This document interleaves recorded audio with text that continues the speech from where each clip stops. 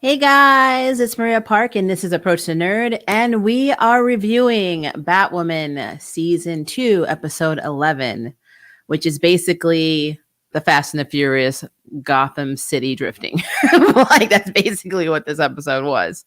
And also, it seemed to be honest with you, this episode was not my favorite. It was very Alex redemption centric, and as well as the setup, and I hope I'm just seeing something incorrectly, but it seems like the setup between Sophie and Ryan eventually becoming a couple. Yeah, I don't know how I feel about that.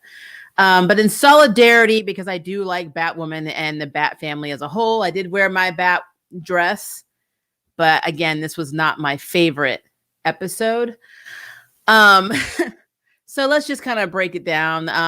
So Sophie is feeling extremely guilty about not being able to protect Angelique, that she was taken by, the False Face Society on her watch. The two agents that were supposed to be transporting her were murdered.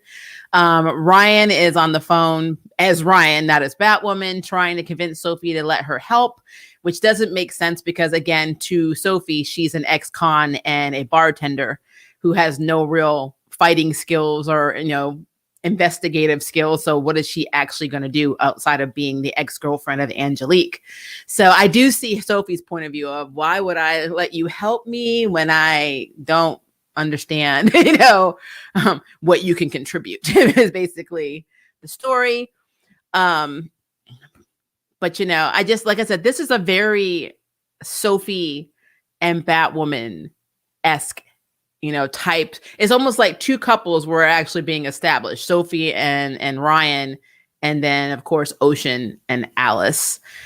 And I'm gonna tell you, I don't like it, because I understand that Ruby Rose's Kate Kane is gone, and we are getting Wallace in as Kate Kane, and she may not remember Sophie. They could be setting up this huge love triangle, but I need Wallace to stay around, even if it's in a Batman Beyond capacity. So I'm kind of irritated, as well as I'm a queer woman, and the representation here in this show, it's pretty good in terms of how many LGBT characters are in one series, but they're making Sophie out to be a hoe. And I hate to say it that way, but it's true, because she was with Kate, then she was with Julia, and if she gets with Ryan, then she's literally with everyone associated with the Bat family. She has slept with everyone associated with the Bat family. That is effing ridiculous. So that is a problem for me. I'm just saying. That is not the representation that they should do. They actually have Sophie be her own person without having her be in a relationship with whoever the Bat person is, at the moment. Because even with Julia, yeah, she's Alfred's daughter. She also dressed as Batwoman in season 1 to pretend to be Batwoman so people wouldn't think it was Kate. So everyone who has worn that suit, if Sophie sleeps with Ryan, she has slept with every Batwoman. Think about it. So yeah, I think it's stupid, but whatever. They can't just be partners or friends. They got to throw in, not everybody who's queer is attracted to everybody who's queer. It's just stupid to me. So there's gonna be a lot of like Gotham and the Restless type serial soap opera drama, especially when Kate comes back. If they're already hooking up before they realize that Kate's alive, there's going to be a love triangle thing again. So instead of it going to be, between Sophie, Julia, and Kate, it looks like it's going to be between Sophie and Ryan and Kate. This is so stupid. I just had to throw it out there. So I did like her pulling Sophie through that car window, though. That was funny. It was like, she literally was like, who are you following? Where is it? And she like pulled it out, and Sophie's like, did you really just bust this operation? It's so interesting seeing how Ryan and Sophie talk to each other and how Batwoman and Sophie talk to each other. Because Sophie, like when she speaks with Batwoman, she's like, let's be partners. Let's be cool. And Batwoman's like, get away from me, girl. But when Ryan's talking to Sophie, Ryan's like, let's be partners. Let me help. And Sophie's like, girl, please. I'm like, it's such a weird dynamic. So basically they're Tokyo drifting in Gotham. They hire these drivers, and they give them pharmaceuticals that they stolen from Gotham Pharmaceuticals, like the chemicals they need to create Snakebite. And remember, Ocean had the original formula, and Angelique is being kept alive because apparently she was his assistant. So at least Black Mask believes that she knows the formula too. And so they are taking the part of the chemicals they need, splitting it between drivers, and then sending them the location of where to go on their GPS as they're driving, which is pretty smart. The first time is when Sophie infiltrated one of the cars because she took out one of the drivers. But again, Batwoman busted that up. And so then Ryan had to go into training. She made a deal with Sophie that she would be the next driver. And they borrowed Mary's car to do this, which I thought was interesting. And so she's supposed to train to be this driver that's going to be able to drift and professionally drive and convince these other false-face drivers that she's one of them in like probably a day, which I thought was really interesting. But something we've learned is that Ryan is not actually really driving the Batmobile. Luke has been putting an AI in the car and doing it from the Batcave. So I think that is extremely funny to me. It's like, you thought you were doing all this? So, whatever. So long story short, she does convince Sophie to let her help. She does impress the false, face, society. She is able to put a tracker into one of the fear toxins canisters that they're transporting to be, take to Angelique. And she is able to find the location of where they're holding, or where they think they're holding Angelique, or where Black Mask is. What's so interesting to me, though, and I don't know if anybody else saw this in this episode, this is just something else that was really, it's just really interesting that Black Mask is this guy who has no problem gutting people, no problem torturing people, but yet, so Sophie decides to go after him by herself. I don't know why. Nothing in her history has told her that she's successful at doing this, but she decided, hey, I'm just going to go after this guy who I've seen gut people and hang them up and, notoriously doesn't give an F about me. So let me go take him out with no backup, because she can't get backup because Jacob's all like strung out on snake bite. So he's being an a-hole to everybody. So she goes and confronts him. She ends up getting kidnapped. Of course, Batwoman comes and saves her. And then they're taking him down. Ryan's getting her butt handed to her. Like literally, he hits her so hard, blood sprays on like the little tarp behind her. And, of course, Sophie uses one of the batarangs that Ryan basically threw as Batwoman to stop him from shooting Sophie, to cut her ropes. And then she throws it into Black Mask's back. And this is where it gets weird for me. If I was a villain and I showed you the screen that I have your girlfriend with one of my false face society members holding a gun to her head, and I'm like, you're going to let me go. And if they don't let me go, then shoot them. And then you take the memory out of your back and you say, oh, this is great, craftsmanship, but you should always bring a gun to a gunfight. Why didn't he stab them or slit their throat with this metal object? What was the point of that? Your problems are over. You just killed the two people that are giving you the most grief right now. I'm going to kill you, or I'm going to have him kill her. Why was that not the ultimatum instead of, oh, great craftsmanship, next time bring a gun to a gunfight? He is not trying to kill these people. I'm like, he's not main character insurance. I had to gripe about that, guys, because I am not a Batwoman hater, but I nitpick. If he really wanted to kill Batwoman and he really wanted to kill Sophie in that moment, he could have done it. He could have taken the gun from Sophie and blown her brains out. I don't understand. Why that wasn't a thought. You are a villain. Come on, Roman. Come on. If this had been in the comics, that's exactly what would have happened. So I'm like, okay, he's not trying. So they let him get away because he has Angelique, and Angelique she basically confessed that she doesn't know the whole formula. She was just the assistant, but don't worry, I'm going to track down Ocean. So she's living because she's going to track Ocean down, and Ocean is alive because remember when Alice stabbed him to try and get Kate back, she, the Desert Rose was wiped, or basically the dagger was dipped in Desert Rose. So all you have to do is pull the dagger out and you're alive again. So Ocean shows up during Alice's therapy session because she's trying to get Enigma to help her get rid of the small Kate in her head that gives her a conscience and makes her have feelings. This is the Alice redemption arc that we don't want, because Alice is such a crazy character. Like even at the beginning of her therapy session, she was waiting on Enigma. There's a poor guy. He had a 5:30 appointment coming in to talk about his divorce. And she's like, oh, you're crazy. Who hurt you? And then the real Enigma shows up and then she just kills this poor guy. And I'm like, that is so messed up, you know? And that's who Alice is. And they're making her, through her love of Ocean, they're redeeming her and giving her emotions and making it feel like the whole reason Alice is screwed up and dark and a sociopath is because of not only the trauma she endured for 13 years, but because Sophia made her that way. Now, to be fair, Sophia did kind of make her into Red Alice. I'm not going to lie. It did happen in the comics, but they're making it seem like every decision and choice that Alice did is because she was brainwashed. And that's such a cop-out. So yeah, I don't like that. I don't like that at all. So I don't know. I was looking at this episode, like I was trying to be objective and I'm just like, I don't really like any of these plot points right now at all. Yeah, I don't. And Enigma gave both Ocean and Alice their memories. So they're starting to all come back. And what does that mean for Alice now? Is Alice going to be on Team Batwoman or Team Ryan? I don't know what's going to happen.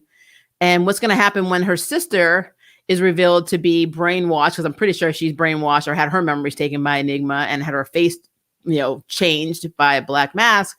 So what's going to happen with that? Like, I'm so used to the CW giving us redemption arcs on characters that don't really earn them, are just taking the classic villains in the comics and making them good guys. But this is such a weird thing because Alice brought this whole other cray level. It's cray level, of crap to the plot. And if you take that away, it's just the villain of the week.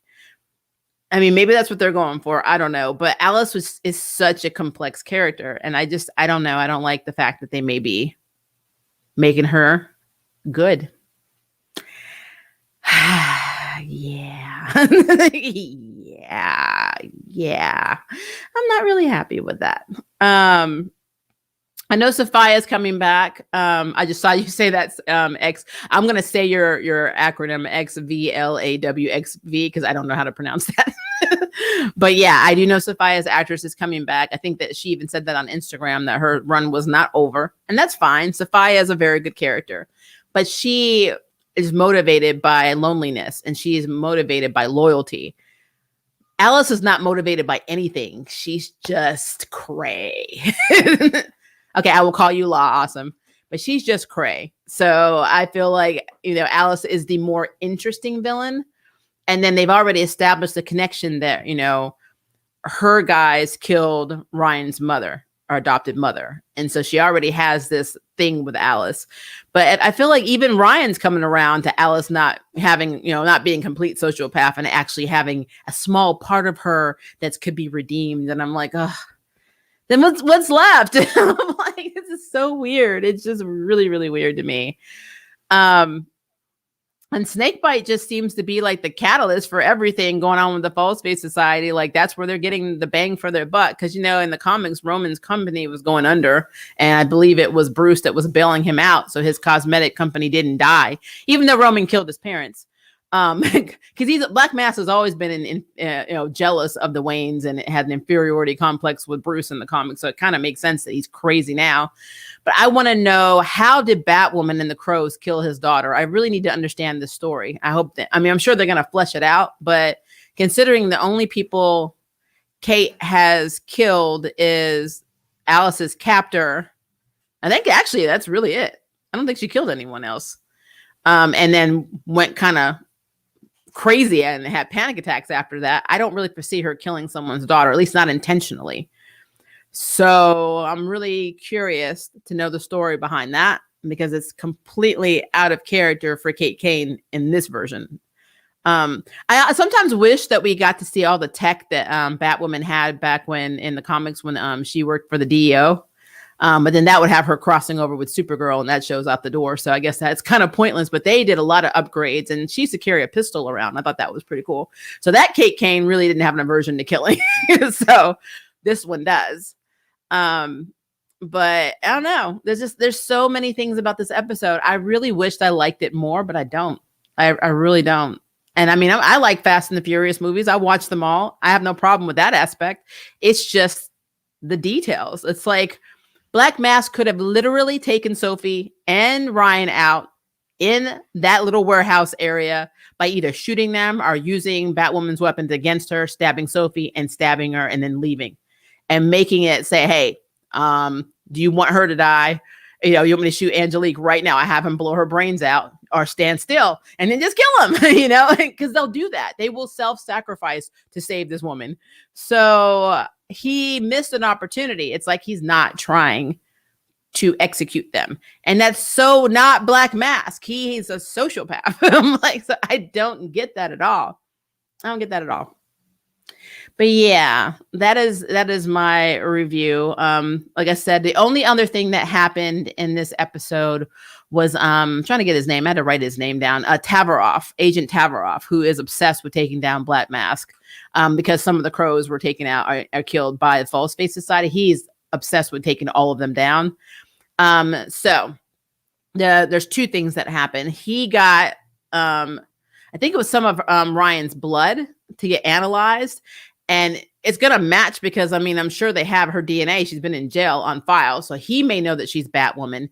And Sophie, so when Ryan was in the car and was talking to, Luke through their communicators, Sophie apparently either bugged the car or whatever. And so got all of the conversation and heard, Ryan say, I wish I had my bat suit with me. And so now Sophie knows that Ryan is Batwoman. I mean, it took her long enough. I mean, really, I don't know why she didn't know Batwoman was Kate. When Kate was, it was pretty apparent. but yeah, so Sophie now knows that Ryan is Batwoman, and more than likely Tavaroff does too, or will. So stuff's about to get real for Ryan. I don't know what that entails. Like, honestly, if she went to Jacob right now and said, oh, Ryan is Batwoman, Ryan would go back to jail. Because, she's got a parole officer and you're running around beating people up as a vigilante, you're going to jail. So, yeah. Yeah.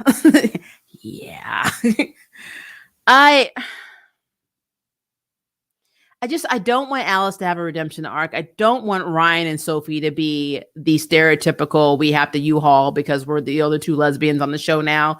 I don't want Ocean and Alice to be happy together because I feel like Alice is a tragedy. And then I know that sounds horrible because we all want to have that happily ever after, but Alice is a tragedy. And just her killing this poor guy that came to therapy for his divorce with no conscience, didn't even mention it, just left. It was just like a thing. That tells me, that she has a lot to redeem. You can't just give her a redemption arc just because she's got a lover now. And give her memories back. Alice has done a lot of horrible things that she needs to pay for. So, yeah.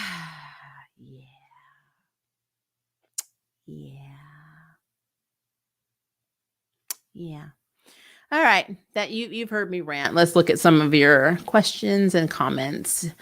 Yes, Sarah Lance is easily one of my favorite DC CW heroes. Her transition into heroism felt very well thought out and organic, and we could feel her transitioning at every step of her struggle. I agree with that.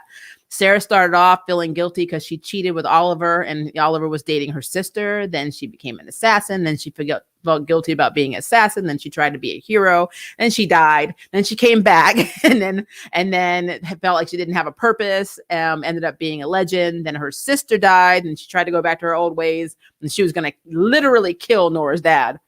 And then, even now, I still think she wants to kill Nora's dad, but then became a leader. And then the whole stuff with Crisis happened and she lost Oliver, and that really affected her. And so like her and her dad dying too, like everything that Sarah's been through has pretty much led where she is today. So I like Sarah Lance as a character.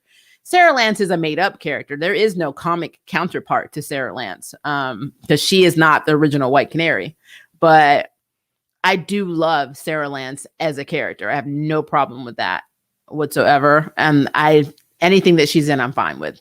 Honestly, she was a badass, like a really, really badass canary, like Black Canary. And had she been cast as Laurel Lance, I would have been okay with that too. To be honest with you, I could have seen her as Dinah.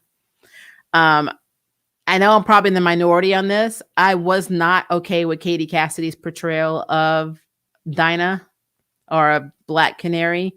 Like, her Black Siren was a little closer, but her Black Canary was not Black Canary. Not at all. So CW really character assassinated Black Canary, as far as I'm concerned. It's one of the tragedies of the CW. So having Sarah Lance, because when Sarah Lance first showed up, she literally was Black Canary. She didn't have the actual, mutated scream. She had a device, but she was Canary, and I was completely okay with it. And then they made her Sarah. Sarah. They created the whole thing for Laurel having a sister. So, and then on top of that, they made their mother have no connection to the Canary legacy whatsoever, since we all know that the original Canary passed her, basically passed the mantle down to her daughter. Actually, she died from radiation poisoning, but she was able, all of her memories were able to be infused in her daughter. So like that whole storyline never happened, it never happened. So yeah, it's a thing. It's a thing. So I had a lot of problems with that, but I had to let it go, guys. Elsa told me to. But I really think Batwoman has potential, especially with Kate coming back, to be really good. I'm just scared. I'm scared it's going to turn into this, and this is a queer woman saying this, guys. I am scared it is going to turn into more lesbian drama than we need. We don't need the CW treatment. I know every love triangle has to be in every effing show for some effing reason. We have to have it. I am good with shipping couples. I am good with the romance aspect, but sometimes you need to focus more on the plot, especially when you're doing a comic book series. So I don't need to have, well, Sophie choose Ryan or will she choose Kate? How will Ryan feel about that? Will she feel guilty about Angelique? Will Angelique die? I don't need that in my life. I don't care. I don't care. I don't care if none of them get together. I'm being real with you. I don't care. I just want to know who's cleaning Gotham, because Gotham always looks good. Freeland looks worse than Gotham does. I'm kind of irritated by that. Just saying, for a very rundown and financially troubled city, their maintenance people are on point, because those streets look good. Just throwing it out there. Let's see. The showrunner said Sophie is going to protect Ryan, but the new Crow is going to be a problem. Oh, he looks like he's going to be a problem. He looked like an a-hole. And I noticed that he's one of the people Jacob was not losing his crap on, because Jacob is so strung out with Snakebite right now that it's bad. It is bad. I like to think so. Her redemption arc also passed in the Legends of Tomorrow, which conveyed a sense of continuity, and she is quite an endearing character currently. Yeah, I love Sarah. So if you're talking about Sarah, I agree with that. He kind of got his revenge. He has Kate, who is Batwoman. Now, he does have Kate. Black Mask does have Kate, but he's not the type of villain that just lets stuff slide. He actually was more of an a-hole in the Birds of Prey Harley Quinn movie than he is in this one, which is really...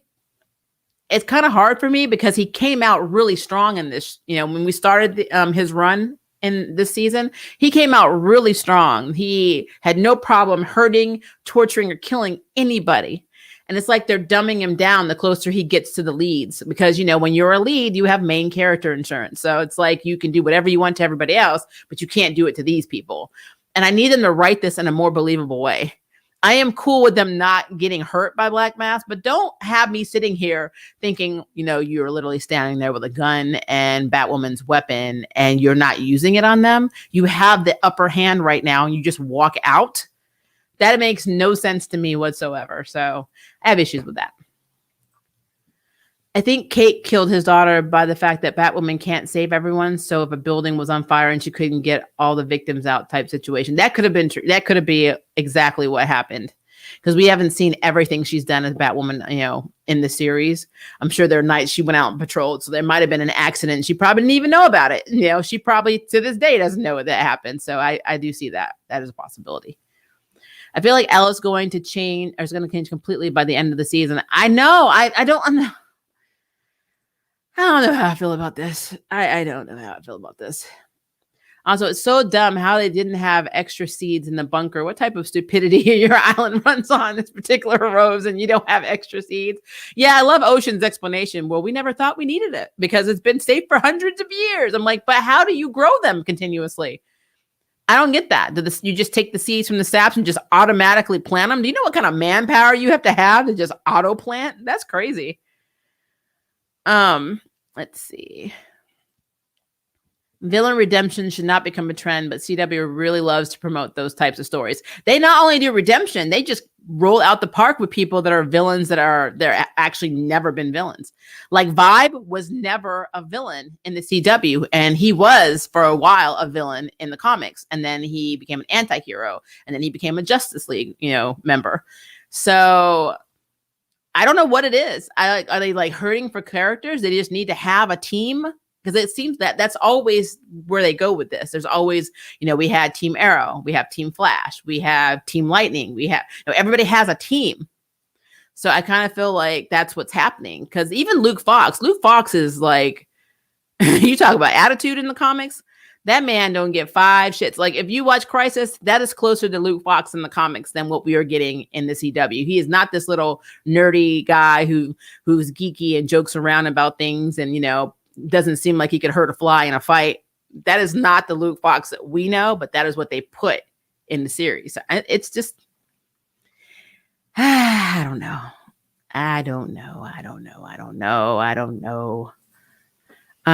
Watch they actually kill Ocean and she really loses it. That could be what sets her off. Yep. The public gets a redemption story because nobody demanded it. Why? Why? Oh my Lord. I don't understand. I heard of cutthroat divorce strategies, but damn, I know. I was like, why?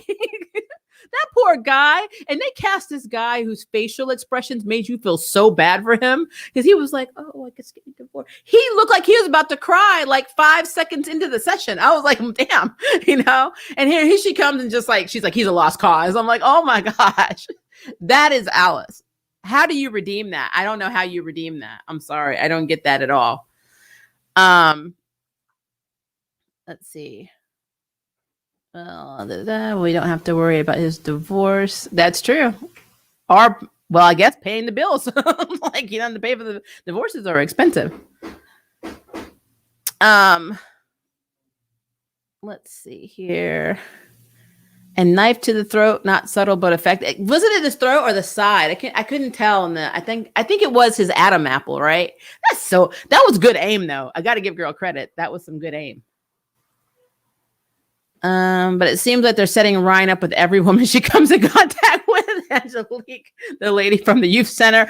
Oh, you saw that too? She did make goo-goo, I want to bed you eyes to her. And that girl was giving them right back. I was like, okay, I get it. Look, I understand we need queer representation, but we don't need them on the same, like every scene.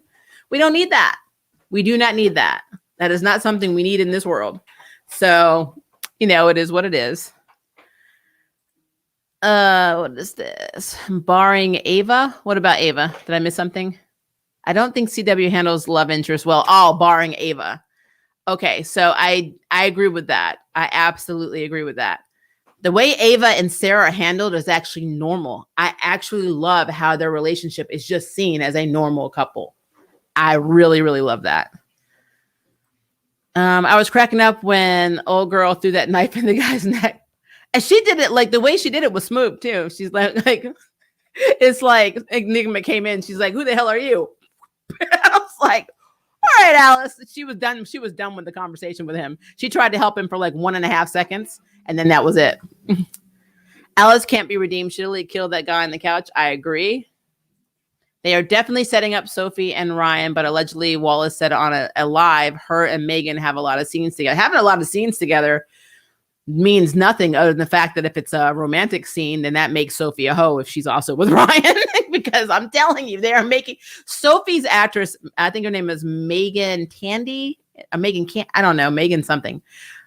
I think Megan Tandy's another actress. I'm getting their names mixed up. I think her first name is Megan. She is very sweet. I've seen her in interviews. I really like her. I think she's pretty. I just don't understand what they're doing with Sophie. They're making Sophie, like Sophie went from being hardcore, gonna be, crow. I'm ex-military. I gave up my girlfriend because I didn't want to lose my job, blah, blah, blah, blah, to like stupid. Like she just does stupid shit now. Like, I don't understand. Like going after Black Mask by yourself was the epitome of stupid. And I don't know why they're making her dumb. I don't get it. I don't get it. And just like she'll have a realization about something and then she just lets it go. Like when Julia all of a sudden says, oh, I'm going to go to Berlin. I feel like it's right. And I'm like, and Sophie looked at her like, wait, what? And then we never saw anything else about that. She didn't follow up on it. Didn't try and stop Julia. Julia is just gone. I'm like, all right, there's something wrong with this scenario. Guys. Also super depressed to hear that Dominic Purcell is leaving. Yeah, I did read that Rory is leaving. I heard he had a fit about it on Instagram and then like retracted it. And then I think they even said that he's not going to be permanently gone. He's going to make like guest appearances. So, but that's the thing with Legends. They people rotate out of there like so fast. It's ridiculous. Because I remember Wally was on there for like a millisecond and then his actor decided to leave and then he left. I'm still upset about Ray and Nora. I love Ray and Nora and I hate that they got rid of them. Mona's gone. I mean, it's just a thing, guys. Just a thing. So let me start at the bottom. I'll work my way up again. Poor Julia. Hopefully her dad finds her. Probably not. I forget what title that's from. My favorite Shang-Chi moment was when he fought Gorgon in a duel. Oh yeah, so I posted my reaction to the Shang-Chi trailer. I have questions, but I'm really looking forward to it, and I'm really hoping, as I said in my review, that it is literally going to open up more hope for me that the Atlas Foundation will become, an established thing in the MCU. It'd be stupid not to, but again, MCU. So, I mean, what can you do? Mercenary, I see you asked what's a good Shang-Chi story. I do actually think him fighting the Gorgon is one. And then the one where, what's her name? Oh, God, what is her name? God, you're making me think. So MI6 was trying to basically take down his dad. And then he works with his girlfriend, but there's another woman that helps them, and I cannot remember her name. But it's actually a really good issue because Daddy was waiting. I'm like, the thing about them changing his father to Mandarin means they get to open up a whole new avenue of stories that they never really had in the comics because the Mandarin is not Shang-Chi's daddy. I will say this though. So since we had the Mandarin, it was at Iron Man 2 or 3. I think it was 3, wasn't it? When he was having panic attacks. And then we saw an Englishman dressed up as the Mandarin, which angered fans a lot. I'm glad we have an actual Mandarin now, but how are they going to establish that connection since they're all in the same universe? Like, because he made it seem like the Mandarin was not a character, it was just a character he made up. So I wonder if they're going to address that, because that to me is interesting. Plus, I love the fact that it seems like this movie takes place after everyone blinked out. So, like, they're trying to take over because there's no real law or order to anything because half the population is gone. That's what it looks like. It looks like half of the people are gone. I don't think this movie takes place after everyone snaps back in, but I could be wrong. Don't quote me on that. So, be interesting to see. Tony Leung as Mandarin was a brilliant casting choice. Tony is an amazing actor. I've seen Tony Leung in so many things, so I absolutely agree with that. I really do agree with that. And I love Michelle Yeoh, and I love that she's in it. Now, the two women they cast, Ji Ling's actress specifically, I've never seen her before in anything, so I'm not really familiar with her actress, which, it's fine. It's fine. And maybe they were going for like a newcomer. They didn't want to have people that were already established. Okay. Because he lost Bruce, his father, and Kate. Wait, did I miss something? Right above it. Sorry about that. I really thought at the beginning when Kate died, Luke was going to be different and turn into comic Luke. Because he lost Kate, Bruce, Kate, and his father. Yeah, I feel like trauma is not really changing him at all. Like Luke just seems to be the same no matter what. So, I don't know. I miss Mary this episode. Yeah, it was weird not having her. Is it weird that she's kind of like the Aquafina of Batwoman for me? And then on top of that, if you watch Kung Fu, Thea, the sister of Nikki, the main character, literally, she seems to be a love child between Luke and Mary. She's got Luke's tech brain, but Mary's like personality, basically. I think it's kind of cool. I think it's cool. Legends of Tomorrow put in some work to redeem Nora Dark. I honestly don't think she should have been redeemed, but I tolerate it because I have a crush on her actress. Well, it helps that she's married to Ray's actor in real life too, and they have a kid together. So Courtney Ford and them have been married. I think he got married to her right before Superman Returns. So they've been together a long time. The writers have basically Nolanized Alice. She's much crazier in the comics. She's completely irredeemable in the comics. So yeah, I don't know. My pitch for a Dream DC CW show, The Invincible Couple, White Canary and Lady Shiva. If you got Lady Shiva on that screen and they did it right, oh my gosh. I'll be posting fan videos every day. I want to see Black Mass hurt someone like how Zoom broke Barry's back. I know, right? Pull a Bane. Do something, man. I don't get it. Yeah, Sarah Lance is easily one of my favorite DC CW heroes. Her transition into heroism felt very well thought. I think I already read this one, but I still agree with that, David. I really like what they did with Sarah Lance. Hopefully they will not mess it up with this new season, but I love her with Ava. I love their banter. I love their chemistry. They are so funny to me. I love how Ava's character is, she's a clone. So she does not really understand how to deal with emotions because she's more methodical. So she's like, I made a spreadsheet. I am going to deal with it by going down the spreadsheet and figuring it out later. It's not like, oh, I have empathy. I don't think Ava is not an empathetic person. She just doesn't know how to express it. And it's absolutely hilarious because Sarah is kind of the same way. But they're two people who have guarded emotions. One who, in a way, has social problems. And then the other one who just keeps everything to the chest, trying to be in a relationship and communicate. And it's absolutely hysterical. She's adorable. Like both of them are adorable, but it is hysterical when they actually when Sarah first came back from Crisis and, Ava's like, don't say anything about Oliver, and everybody's like being quiet. And Sarah's like, why isn't anybody saying anything?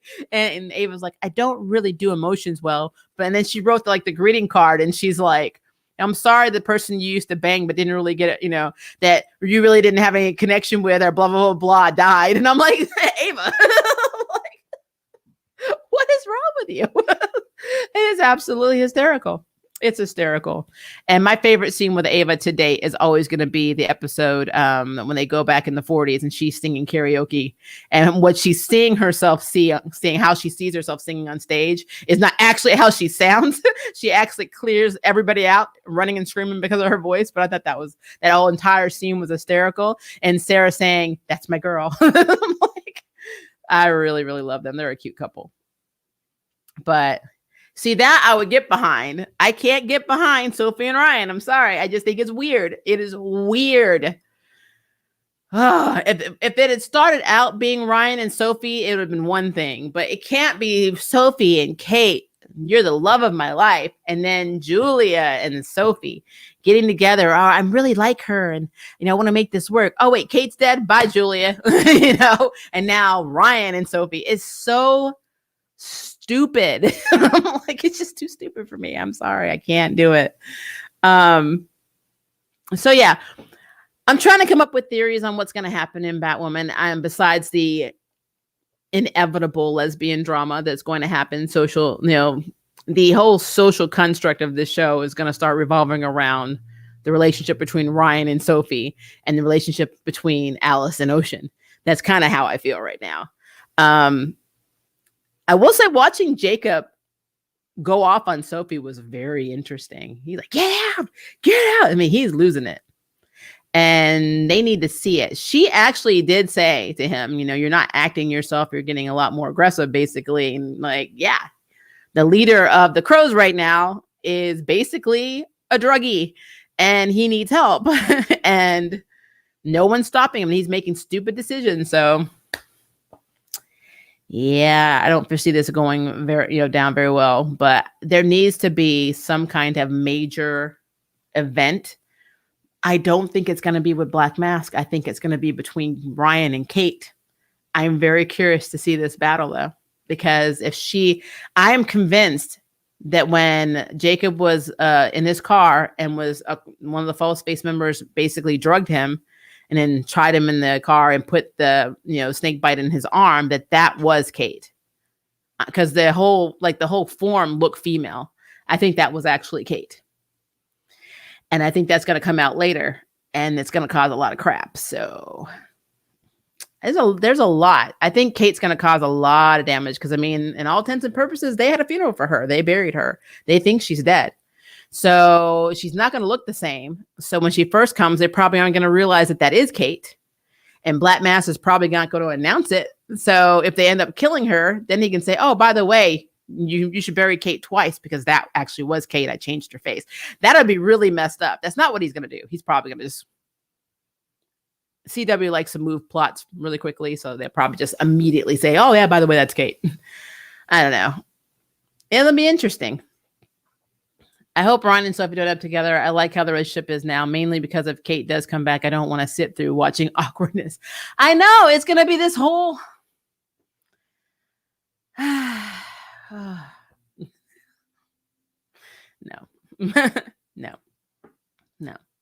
True. She was literally the one character I wanted to see less of. Sarah changed my mind on her, though. Oh, Ava? Yeah, when Ava first came up, I knew that they were going to have a thing. They were arguing and bickering too much. There was a lot of sexual tension between them. So I was like, yeah, I saw it. I also want Kate and Ryan to be friends. I think they are going to be friends. I think Kate will end up being a mentor. I really can see a Batman Beyond thing where she's the Bruce Wayne to Ryan's Terry, basically. Or, Gotham, since she basically would be the equivalent of Terry's character and position like he was in Batman Beyond, because she's still learning. I mean, honestly, if Sophie had not helped Ryan would have had her kicked by, Black Mask. I don't know why she didn't use any of her other weapons against him, but she would have had her butt kicked. So they had to double team him. And basically Sophie had to stab him in the back to knock Black Mask down. And that's crazy. So yeah, it is going to be a thing. It's going to be a thing. And I'm, like I said, I like this show, but there's specific episodes that are just not that good to me. And this is one of them. I did not like it. I'm hoping I like next week's, but to be honest with you guys, I did not like this episode. I feel like this is too much relationship drama and not enough plot. Wallace could have been introduced in this episode. We could have had the new Kate Kane. They didn't have to see her. She just could have been doing things to make their lives difficult. She could have been doing moves, on behalf of what Black Mask wants her to do, to completely throw a wrench in all of their, plans on trying to stop the False Face Society from making Snakebite and making money off Snakebite. Instead, it's just like she's that token, character is hiding somewhere in the back. He's got to play that card, like probably in the mid-season finale. But I can't even say that because, the show's not even coming back until May now. We're on hiatus again. So, it's moving to 8 o'clock. So, which is interesting. So 8 p.m. is when that's moving. I guess Legends is coming.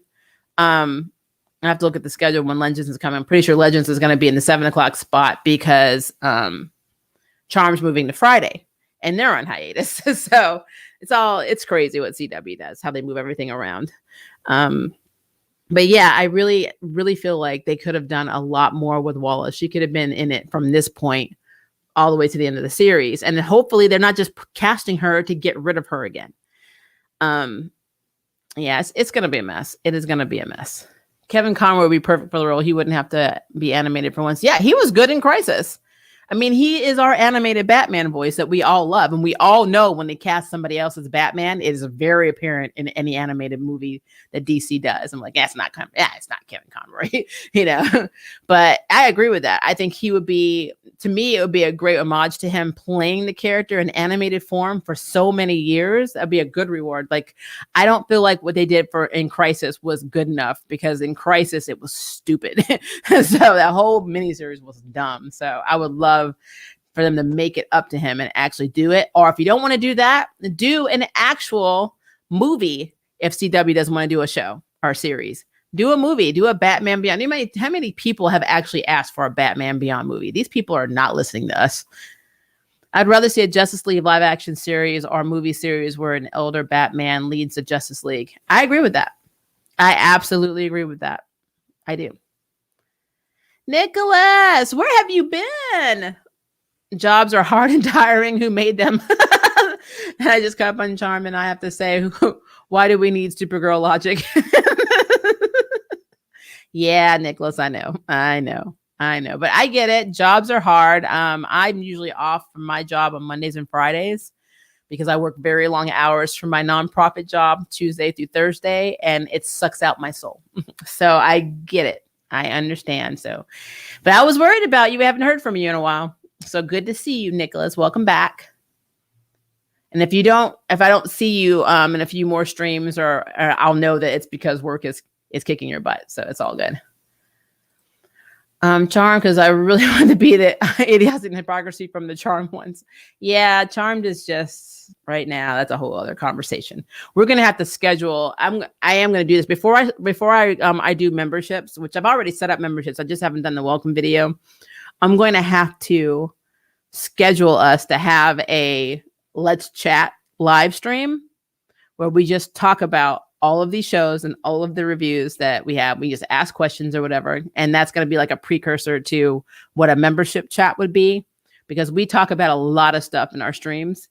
And sometimes we get really off topic, but I feel bad because I want people to be able to, express what they like and talk about what they like. So, and, I don't want to edit or censor anyone. So in that regard, that stream will be basically for people to just talk about whatever. So I think it'll be cool.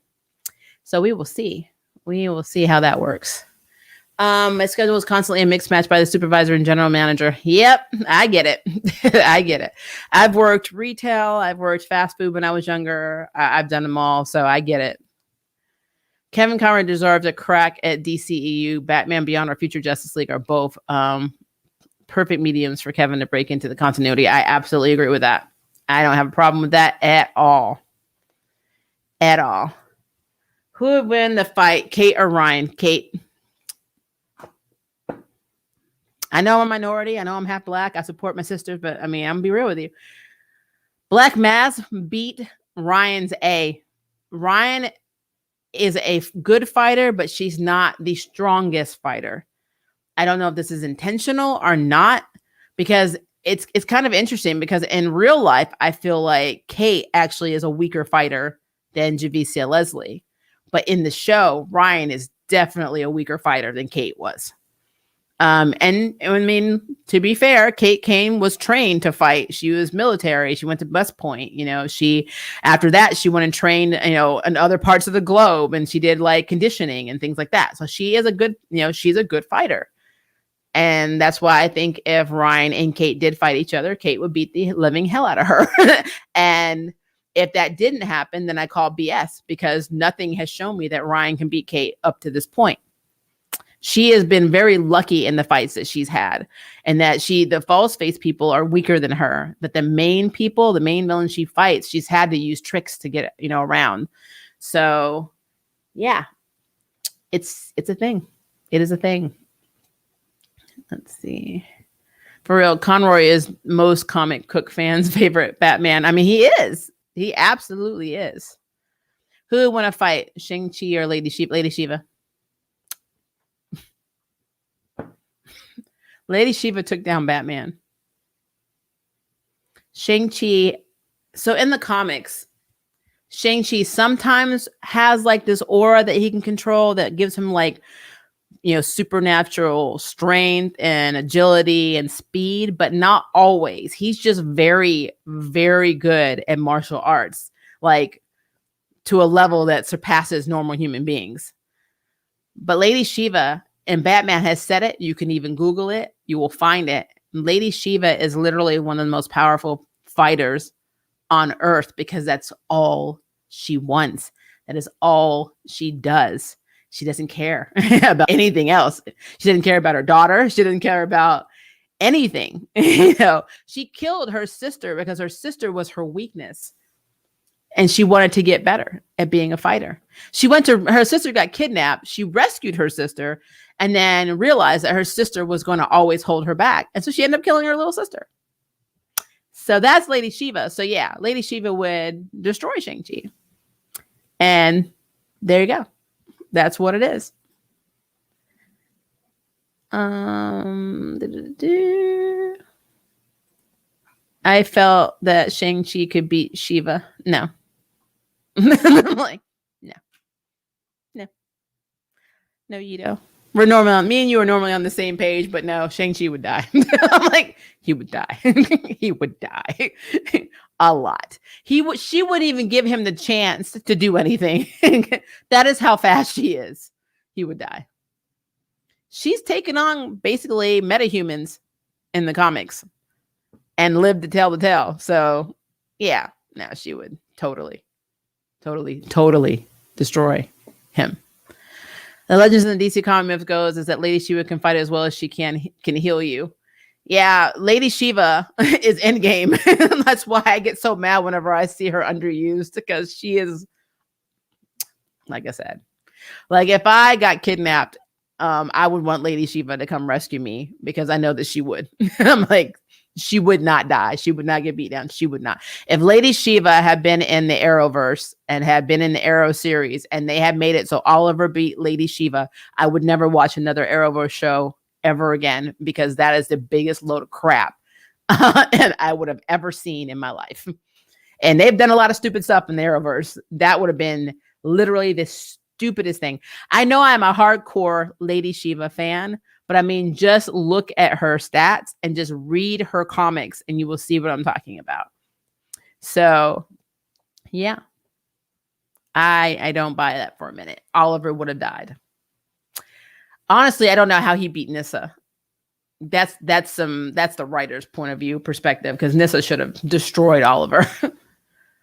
Kane is going to win the fight unless Ryan does some serious training. So it can't even, I don't think none of them can beat Batman. Yeah, I don't think Kate can beat Batman. No. But I guess it's a moot point, because I mean, Gotham has been almost destroyed how many times? And Bruce doesn't seem to care because he's not coming back. So I mean, he's just like, meh, not my problem. Like, who cares about Gotham? It would be funny if they found out that Bruce was hiding in Freeland and nobody noticed because he's under the radar. That would be hilarious. As far as I know, Shang-Chi received the ability from the original bomb, and he still probably has it. There's been different origin stories for Shang-Chi. That's the thing. It depends on who writes his story. He's the one character who's like backstory, as far as I'm concerned, is literally all over the place. And they have gone, I mean, in comic history, they have gone back and they have like taken like things we thought we knew and then completely took a crap on it and redid it all.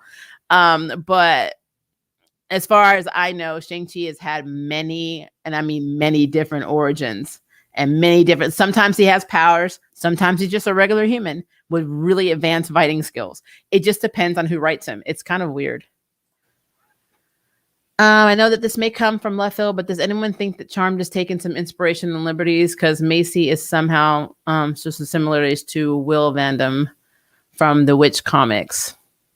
I mean, I think you get inspiration from everything. It could be. I don't know though. I mean, I can't. That's the thing. We don't know enough about the writing room. I actually said this in my Charmed review yesterday.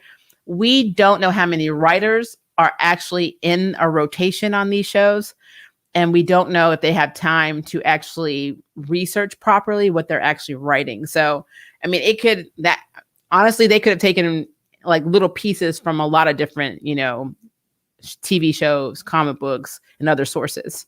And we don't know. We just don't know. I think officially Marvel is best martial arts. It might be either Moondragon and Mantis. Yeah. I mean, I'm not going to rule Shang-Chi out right now because Shang-Chi is supposed to be one of the strongest fighters in Marvel Universe. I'll have to, I mean, it's hard. It's really hard because I know he works a lot with the Atlas Foundation. He trains a lot of their members to fight better than they currently do. So I know Shang-Chi is very good. I just don't know. I mean, I'd have to see him fight Moondragon and Mantis to know. And again, that's what's so hard about doing these team ups and these versus like opinions, because it really doesn't matter what we say. It is literally all whoever's writing it and which way they swing. If they are more pro Mantis or Moondragon, then even if they're writing a Shang-Chi comic, Shang-Chi will get his butt whooped and vice versa. It's always that way. It's basic. It's the whole who's fastest, Superman or Flash argument, or who's a better fighter, or who would survive a fight between Superman and Batman. It's all your perspective. The people that hardcore hate the Golden Boy Superman are going to say Batman's going to have a contingency plan and he's going to win every time. And the people that don't like Batman are going to say, oh, well, literally, Superman could just literally stay up in the air and just like literally headshot him without ever not being anywhere near him, So, I mean, it just really depends on who you're rooting for. It's the whole reason why we have, things like Joe Quesada, who just completely revamped all of Spider-Man, and because he didn't like Mary Jane. He didn't like Mary Jane Watson, and he didn't feel like Peter could get a girl like Mary Jane, which I don't know what that says about Joe's wife in real life. That's pretty effing stupid. But yeah, it's all personal bias. And that's what you get when you get a bunch of different writers on comics. And so it is what it is. Like, a lot of people hated City of Bane with a passion because they felt like Batman was not the true Batman in City of Bane. And I get it, because there was like a whole Paradise Island situation going on with Selena for a while, where he was like out there surfing and, having emotional conversations with her. And like, it was just like, wow, that's not what Bruce does. So yeah, it depends on who writes it. At this point in this version of Charmed, I created an OC where someone, Melwich, would stand with Jordan, Abby, hell, even Parker, because someone needs to put the girls in there. But I agree. They need to be put in their place. I want Quantum to become Marvel's best martial artist. She mangled a wild child with her bare hands, turned him into Play-Doh. Oh, yeah. You already know that Quantum is my Lady Shiva in the Marvel Universe. You already know this. So, Water of Truth. Sorry, guys. But basically, anytime anyone asks me who my favorite female character is in Marvel, it is always going to be number one, Quantum. Now, I have others that I do like, but number one is always going to be Quantum. And Quantum deserves that because she's been so shafted for decades with, Betsy being stuck in her body. So I am completely down with her being my Lady Shiva of the Marvel Universe. As always, guys, the running joke of my streams, whenever I have a stream, a siren will go by. There'll be an earthquake, even though we don't have an active fault. My house will start shaking for no reason. And now we have someone out mowing the lawn, which makes no sense because this direction is a parking lot with no grass. So I give up. I'm like, just give up. Murphy's Law, guys. Murphy's Law of the live stream world. I read that Batwoman's ratings went up. I think a lot of people are very excited about Wallace joining. So that probably is why their ratings are doing a lot better. My telepath of choice would be Emma Frost. Emma Frost is, like, outside of Xavier, the most powerful. I think she's better than Jean Grey. So yeah, I can see that. But, and to be fair, Quantum is not a telepath, or she had telepathic abilities at some point. But she's traditionally more an empath. It was a dope episode. Props to Sophie for figuring it out faster this time. Well, I mean, technically, she didn't figure it out. She listened to a recording. It wasn't like she looked and said, you look like you're a Batwoman. No, she listened to literally Ryan say, I wish I had my bat suit. That was not figuring it out. That was being informed. I would have been more impressed if she kissed Kate Kane in season 1 and was like, you actually kissed just like my ex. Because when she was kissing Batwoman and making out on the, like, I guess veranda or on their balcony, I thought that would have been it. I thought she would have been like, oh, I know who you are. Like, remember Lois in Smallville? She could always tell the difference with Clark and the Blurred or whatever we were calling him. The Blur, I think, is what he went by. She was like, she figured out that was Clark just from kissing him. And I'm like, how did Sophie not know Batwoman's lips? Because she was all over them when she was with Kate. So it's really interesting. It's interesting. Megan, aka Sophie, talked about the ratings. Okay. Oh. My other choice would be Sync or even DJ, because they both have been shafted in the worst ways possible. They should be Omega level, giving their skills and power sets. Yeah, all the Omegas were reestablished right before Krakoa. I assume Wallace would be in this episode because the title episode of Arrival Live made it seem like it was about her. I know, that's how it's almost like clickbait, isn't it? So I don't know when we're gonna see her. I think it's gonna be later in the season, because I mean, again, we're not getting any new episodes until May now, and this is what, April 19th.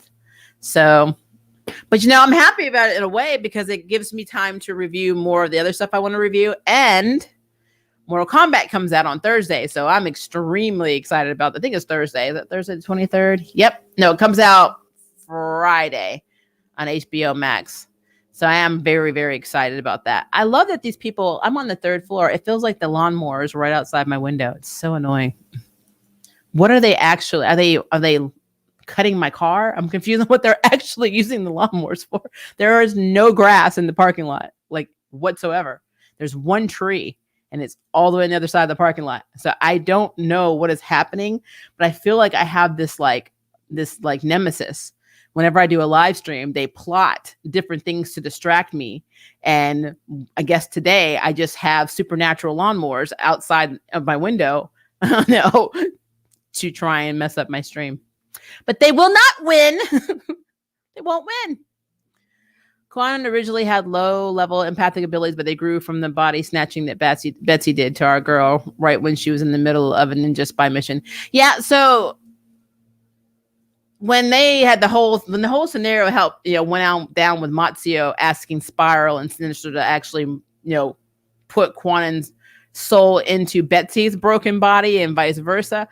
To me, I feel like they did start sharing abilities, but Quanen got like the lower end of that stick. Because I mean, her body, yeah, they had low level telepathy, but they were both empaths. And Betsy got ninjutsu.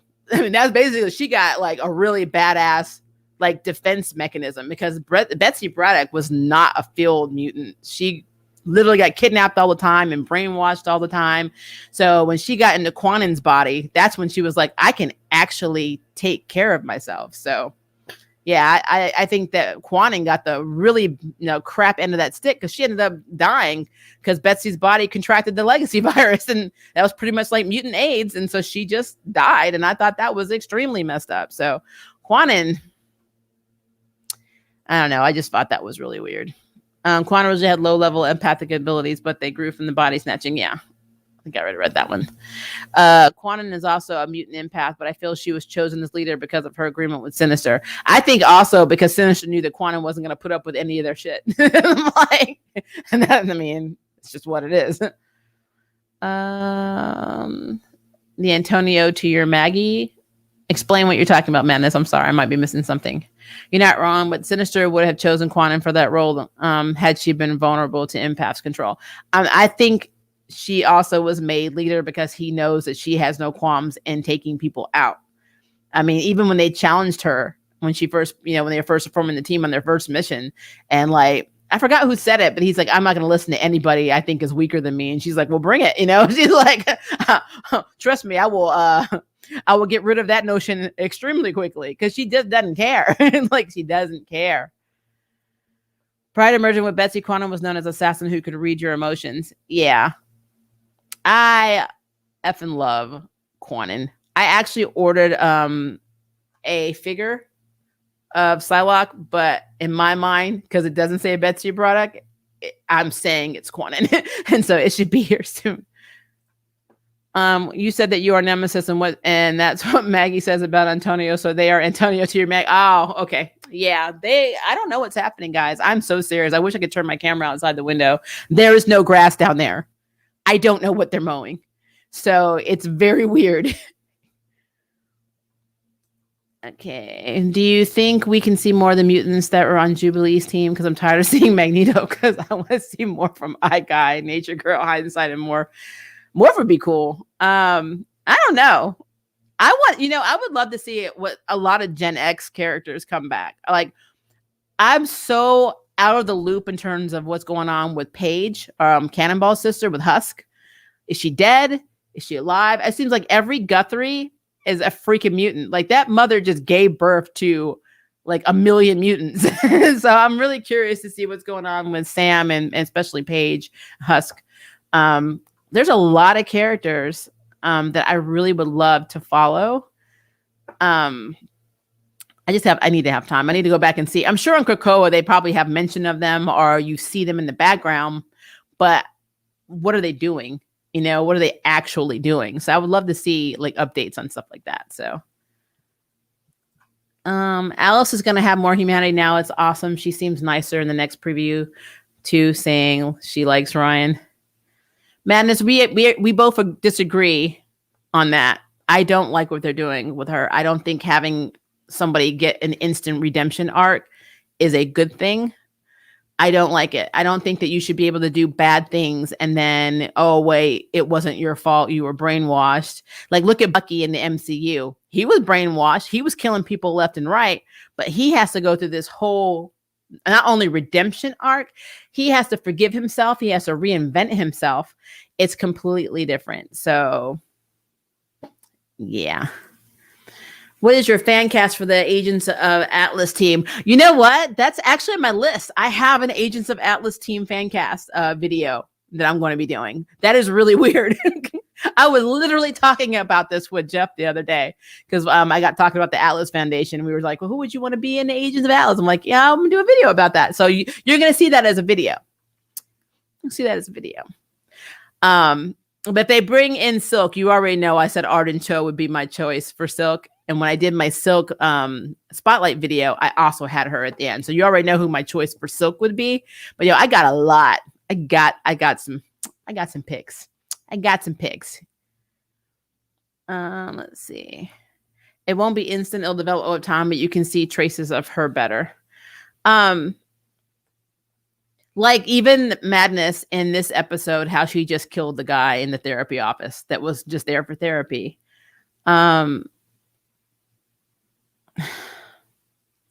I feel like there's a lot.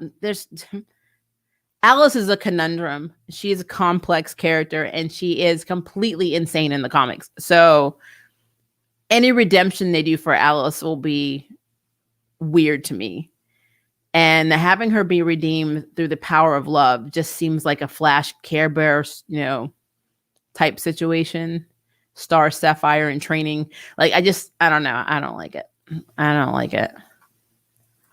I don't call them Agents of Atlas. I call them Agents of Wu, but that's just me. I mean, Master Wu is the master, so I get it. Arden Cho is a good choice. Yeah, I think she'd be perfect, honestly. I really do. You pretty hit the nail on the head. That woman kept popping out mutants. I think from Krakoa's database of the Guthrie family has strong mutations within their blood gene. I mean, every child. I'm like, it's like she's even waiting for it. It's just like, oh, wonder what you're gonna be.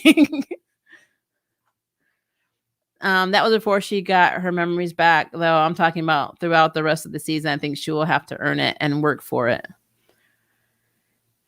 It's just weird to me. It's just weird. I mean, like I said, I know you like the more wholesome aspects of shows. I'm not like that. I actually like the more realism type situations. Because I know, living as long as I have, I know that you can have very good people in this world and you can have very bad people in this world. And there are some people in this world that are just not as redeemable as you would like. I'm not saying giving up on people is an option or a thing you should, normally do. I'm just saying there are people out there who do not have a conscience, who do not have, they just don't have it. And somewhere inside of Alice, there was that darkness to begin with. I don't think she was lying to Kate when she was like, as your sister, I wasn't 100% in. We saw a very wholesome version of Beth with her crisis counterpart. That is the Beth that Kate really was, leaning more towards as her twin, even though they were not from the same earth. And the Kate that she had, even before the trauma, I mean, she just seemed a lot more reserved and a lot more, she wasn't as like extroverted in terms of showing her emotions as Kate. So like, that's why I think that not all of this is Alice being brainwashed. I think some of that darkness is actually from Alice. And I think that they're going to really have to, they're going to have to really sell that for me. I'm sorry. I don't like it. I don't. And I am not happy with a relationship being the start of this redemption. Oh, I'm in love with this man, so therefore I am not crazy anymore, or I have emotions. I'm like, this is so stupid. This woman had no problem poisoning the entire city in Gotham, women, men, children, animals, whatever. She doesn't care. So it's hard when you have somebody who had no problem with mass murder to be redeemed. So, yeah. Alice will never be Beth, but she will just be a nicer version of herself. We'll see. We will see. Does anyone else think that Emma Stone's Cruella de Vil seems like a Gotham super criminal? I haven't seen Emma Stone's Cruella de Vil, but I guess I could see it. Emma Stone seems like she could be a mastermind as Gwen Stacy, so why not? The woman only had one child that was a mutant, but even then, I'm not sure he hasn't awakened it since M Day came about because we didn't get a full insight into the child. That's true. That is true. It could be a late bloomer.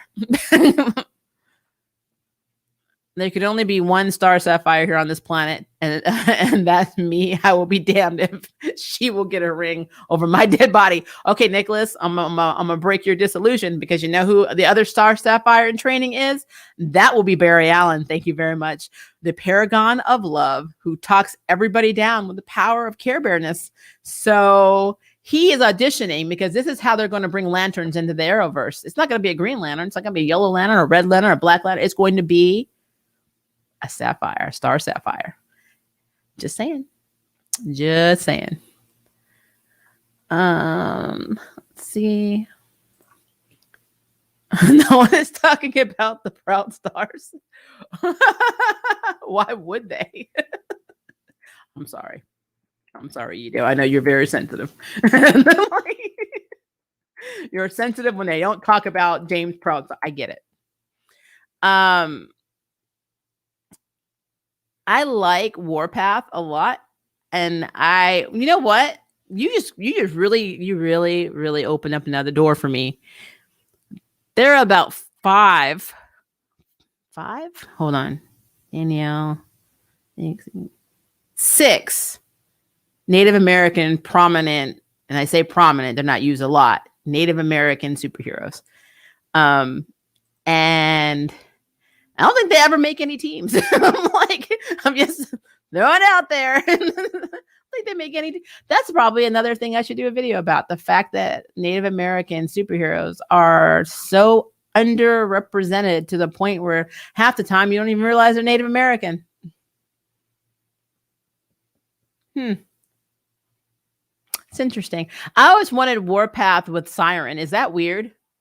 I really thought that they made a really cool couple in X-Force, or they would have made a very cool couple in X-Force. Maybe I'm just a little bit weird about that, but Warpath is basically Superman for no reason. So is Sentry. Nobody talks about that. Sentry's like omnipotent level. It's crazy how many abilities Sentry has. Nobody says, like, they always give crap about when you look at DC and they always talk about Superman is overpowered as heck and blah, blah, blah. Even Shazam is overpowered. Black Adam is overpowered. But nobody ever says that about Sentry. And Sentry is overpowered as hell. I mean, he is OP. And they don't say that. I don't know why that they don't. You're not the first person to ship Warpath and Siren. Really? Okay. I really like Teresa a lot. I liked her character a lot. I don't know if it's because I'm half Scottish. I could just be leaning towards that. I mean, my mother programmed me to be that way. I don't know. But I mean, I'm also, my dad's father is Native American. So Native American, Scottish together, I thought would be very cool. I don't know. Warpath was born that way, though. He's good looking, one of the most powerful mutants on Krakoa, and all he had to do was be born. That's called good representation. I'm like, it's about time. I think they should have recast Kate instead of doing the face thing. It would have been better because what happens when you come back and can't get her money? She can't get her money. She's gonna be poor. I'm like, she won't be poor. Actually, I don't know, because remember, the CW has like a completely different set of rules on how you live and your livelihood. Like, again, I reference Charmed all the time. I have no idea how they survived in season 2, like with no real money, no jobs, no anything. It's like the bills disappear. I don't know where they go, but they're just gone. So Kate can just step right into her life, you know? Even down to if they say, oh, well, did you fake your death? Well, let's go back to Charmed, because they blew up their house and are now alive with the same house, and nobody questions this. So Kate could do the exact same thing in the CW. By the laws of the CW, it should work that way. Just saying. Sentry is a deconstruction of Superman. We forgive him for being OP because he works well as an antagonist for heroes to deal with and is a great source of suspense in the story. That is true. I am really looking forward to seeing him probably in Secret Invasion, because there's, again, when I saw that belt, when I saw that agent wearing that belt in WandaVision, I'm like, that is Sentry's belt. I'm like, okay, Illuminati. I'm like, please bring the Illuminati. I'm so freaking happy. I don't know. Barry is not going to be a Star Sapphire. That's one person I would imagine as a Blue Lantern or even Indigo Corp, because of the way he acts in the series. No, but like recently though, he's all about talking people down with love. Love, love, love. Spread the love. Save the city with love. Love, love, love. That is Star Sapphire material. I'm sorry. He is trying out. He's either going to be a Star Sapphire or he's going to be a Care Bear. That is what's happening with Flash. I know it's hard to accept, Nicholas. I know it is, but it's what he's doing. Just go back and watch the last 4 episodes. You'll see exactly what I'm talking about. I think as we're covering Thunderbird, though, one of the first things Claremont did with writing X-Men was to kill Thunderbird off because he felt it was too repetitive compared to Wolverine. I agree.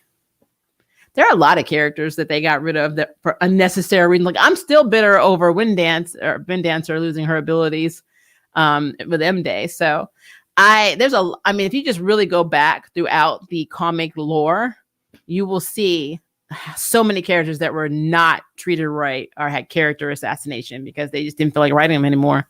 It sucks. It all goes down to, again, the writer's choice, who they like growing up and reading. That is the problem when you have multiple writers on any property that you're writing. You're always going to follow the person that you like. Like, I'd be guilty of that. If I was writing comics with Lady Shiva, come on, guys, you already know what would happen. Everybody's going down. Really? I'm going to soundproof this room. I'm like, there are the sirens. What are you guys doing at 4:40 p.m.?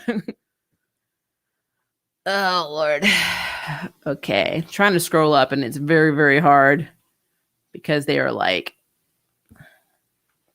I think for some reason my screen likes to move on its own. I'm going to have to ask. I've been meaning to talk to Eloy because he also uses StreamYard to see why our comments move the way they do. But let's see. All right. I think it's going up. Nope. It's going back down. All right. I guess I'm just going to start at the bottom. Oh, wait. Sorry.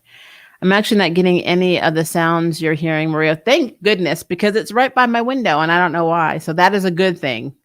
Let me know if you guys hear all of this noise. The lawnmower has stopped, but now there are sirens going up and down the road.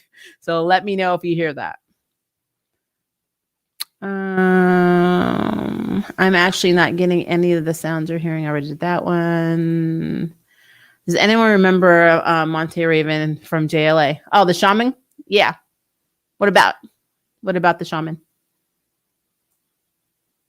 I mean, is there something going on with the shaman? Are they adding shaman into something?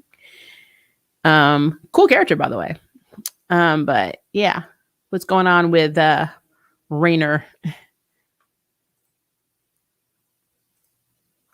When you get comments, it goes back down. That's why. But the weird thing is, mine also flips up. So like I can see it going to the bottom when somebody comments. And sometimes I'll get like a comment box pointing down with an arrow and I click it and it goes to the bottom.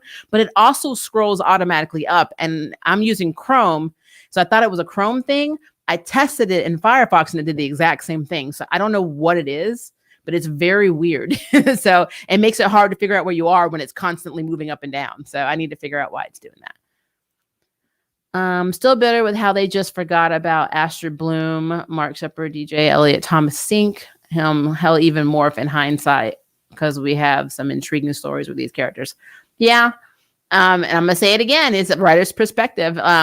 They may not have been as big of fans of these characters, and that's why they're not focused on. It's kind of sad. It's kind of sad.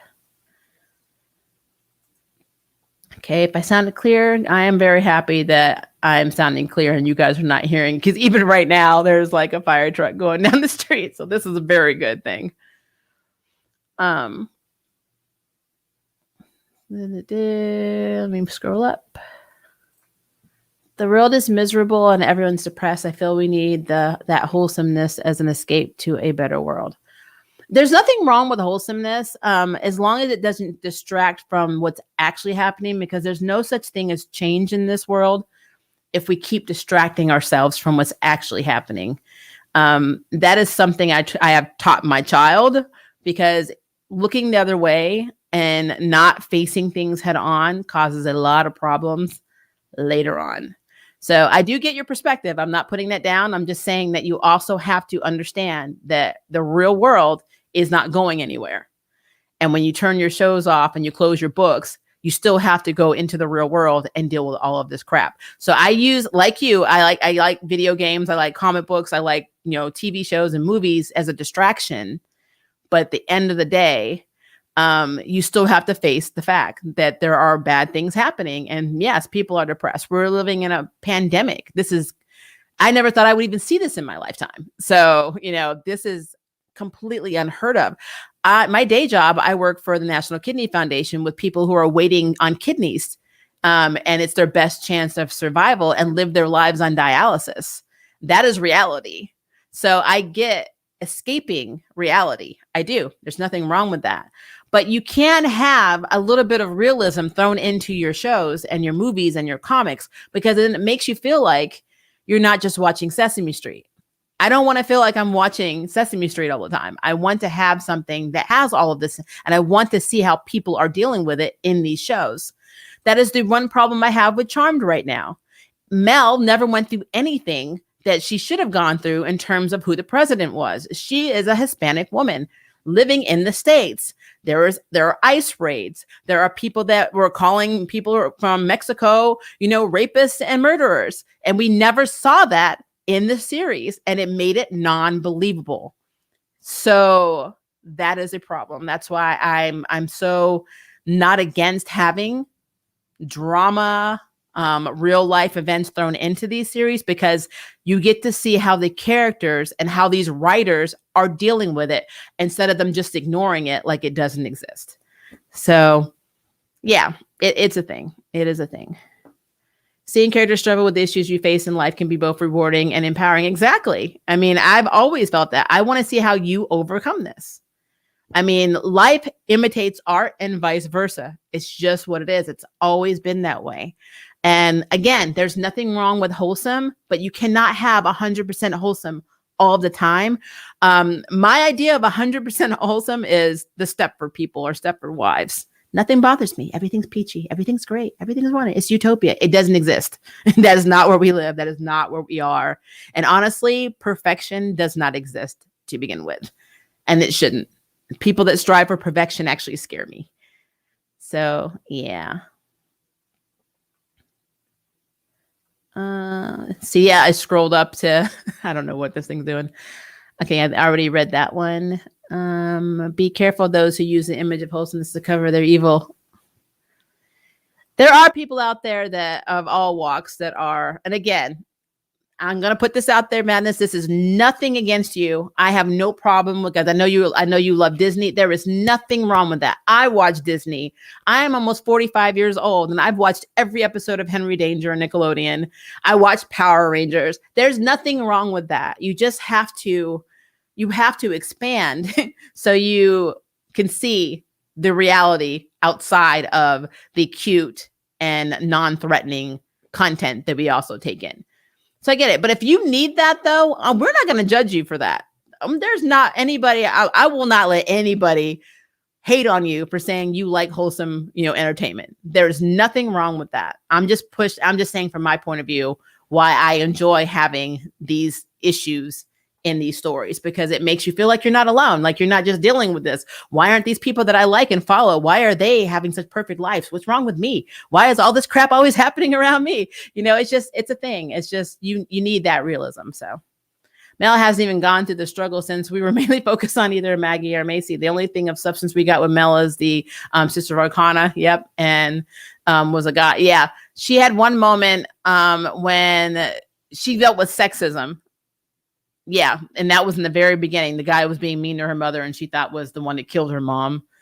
Yeah, she really hasn't got. She didn't even go through homophobia. Like there's not been one moment where her and Ruby had a homophobic moment. Nothing with Jada. I never saw anything with Nico. Everything just seemed to be perfect in Hilltown and like safe space. Even though safe space is kind of funny considering safe space is not safe, but did you like the most recent episode of Charmed? I did. Did you watch my review, my live stream? I just had a lot of questions. I like to nitpick stuff. I know some people don't like that about me, but it's just I have to point things out when I see them. But generally, it was not bad. It reminded me of OG Charmed mixed with Shadowhunters. So just some elements were kind of like what, but other than that, yeah, it wasn't bad. It was a lot better than what's been happening with the whole Abby and Jordan situation. So they got props for that.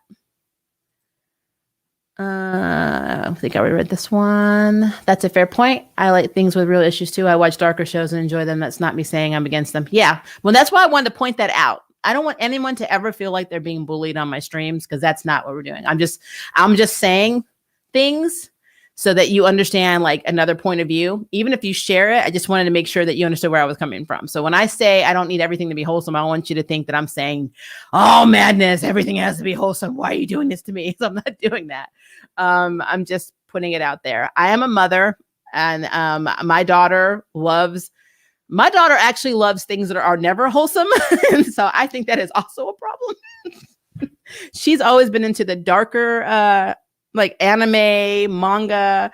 I mean, she loves this YouTube channel where they talk about scary things that happen to people when they're walking home in the dark and stuff like that. She loves that stuff. She loves it. Is it called Two Sentence horror shows on CW? She likes that. Her favorite character in comics of all time is Raven. So that should tell you something. So, yeah. Trying to just go back up. I'm sorry. Isn't nitpicking what a reviewer and content creator is supposed to do? Technically. But unfortunately, a lot of people get in their feelings with that. So, and what I mean by that is if you say something that someone doesn't like, and it's something that's extremely popular, then this extreme hate comes from somewhere. And so they get very unhappy when you nitpick.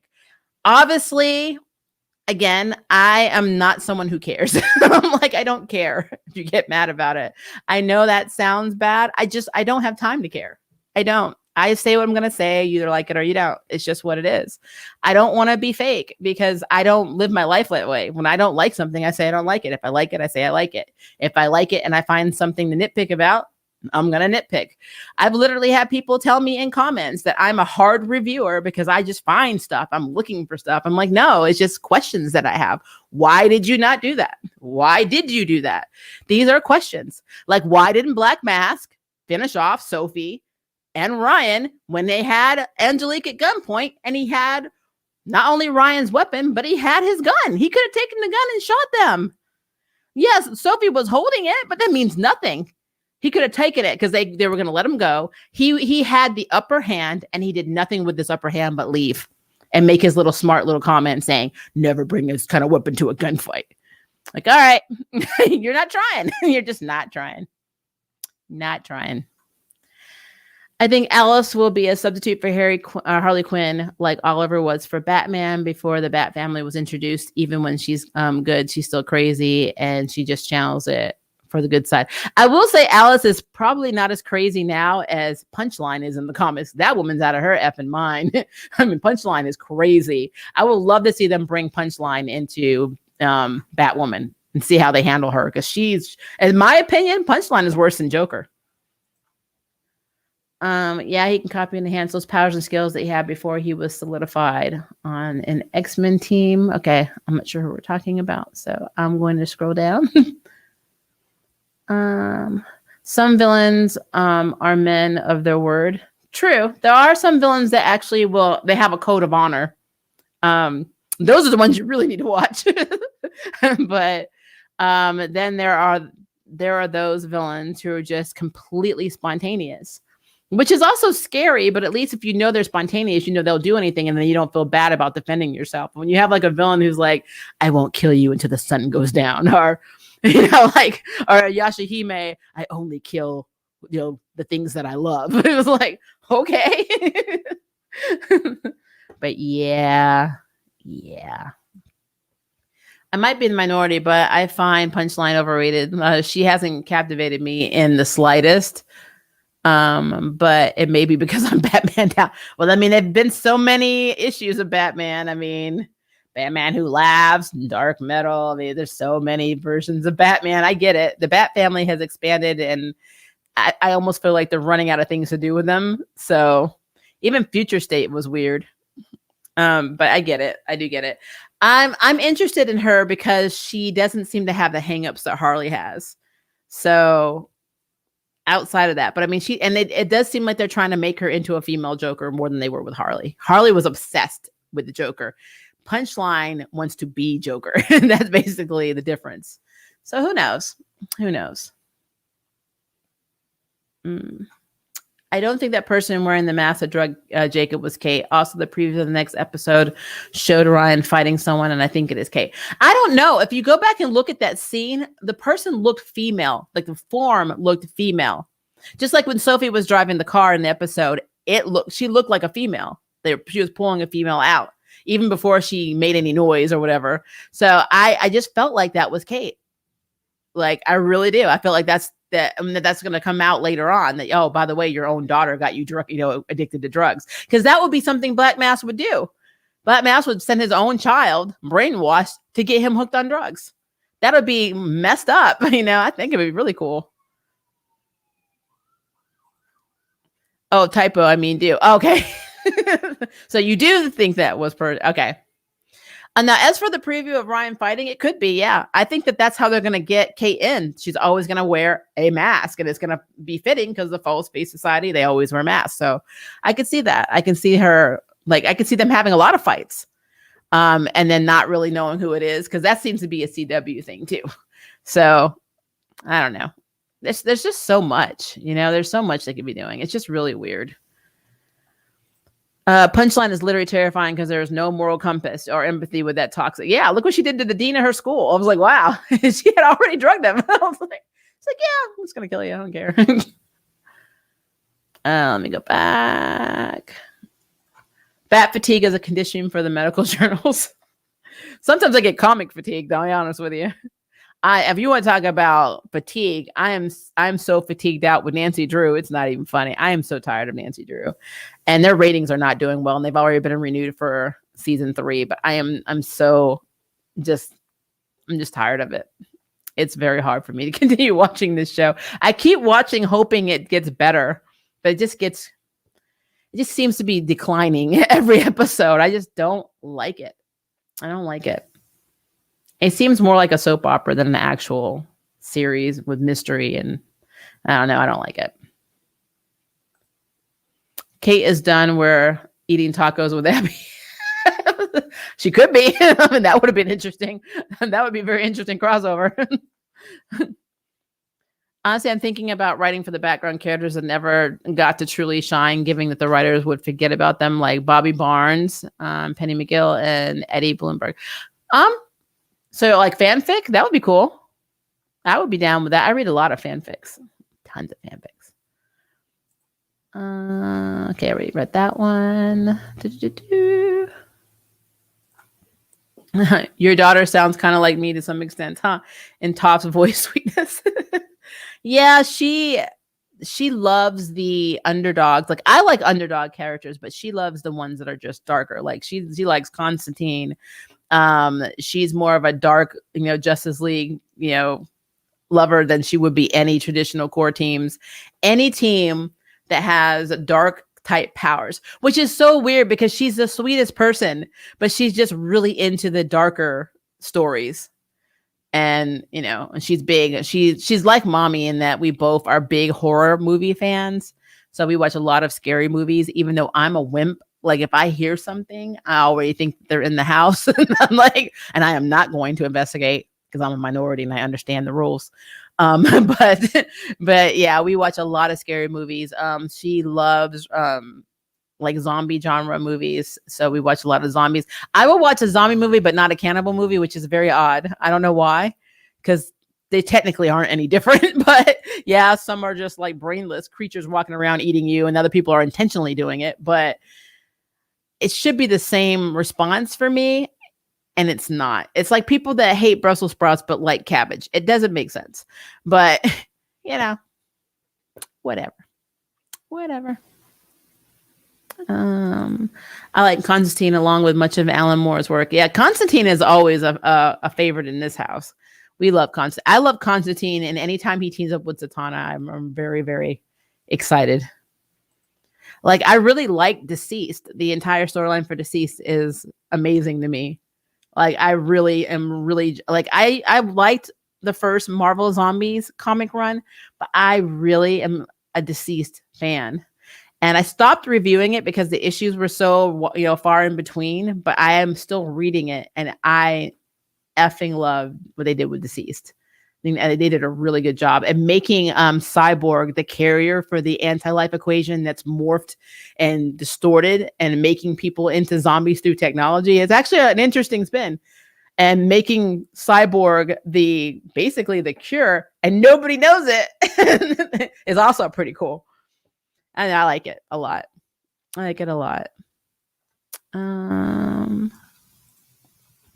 Alan Moore actually based Constantine's look on musician Sting. Yeah, he looks like he's got Sting's hair. That makes complete sense. Deceased was amazing. So amazing that Marvel Zombies borrowed many of Deceased concepts for their own story. I know, but I will tell you, one of the moments for me that was like, was when Superman literally got infected because of the Flash, and then went into, like, literally when the Lantern Corps was coming and was going to, this is the first part of Deceased, was literally coming to fight him. And he's like, all right, I'm just going to effing drain the sun and kill everybody on the planet. I was like, oh no.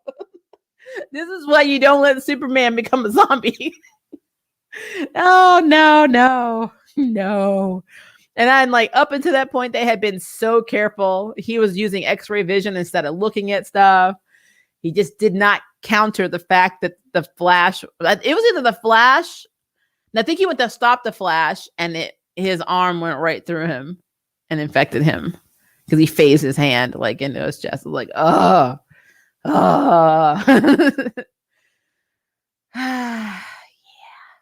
You may fear cannibals more than zombies since you know zombies don't exist.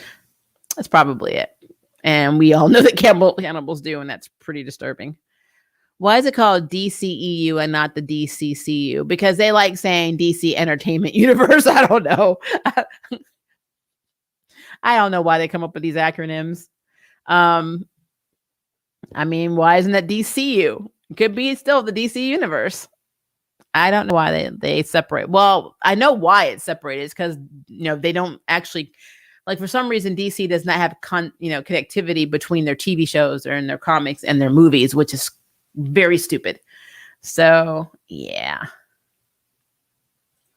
My favorite deceased moment was when Jason gave Damon his blessing as he donned the Batman costume. Yeah. Oh, well, my second favorite is when Alfred started taking out the Bat family.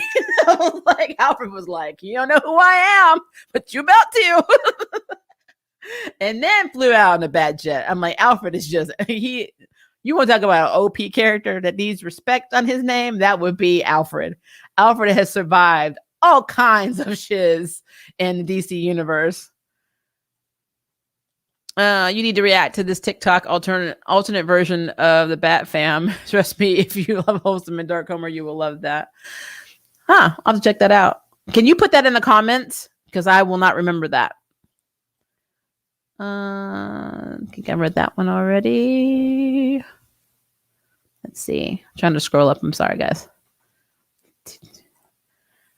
Okay, so what you're telling me, your daughter would be Cloak if she was dropped in Marvel, or Nightshade if she was dropped in DC? Absolutely. 1 trillion%. She, I don't know what to tell you. The child is, she's into it. That's her genre.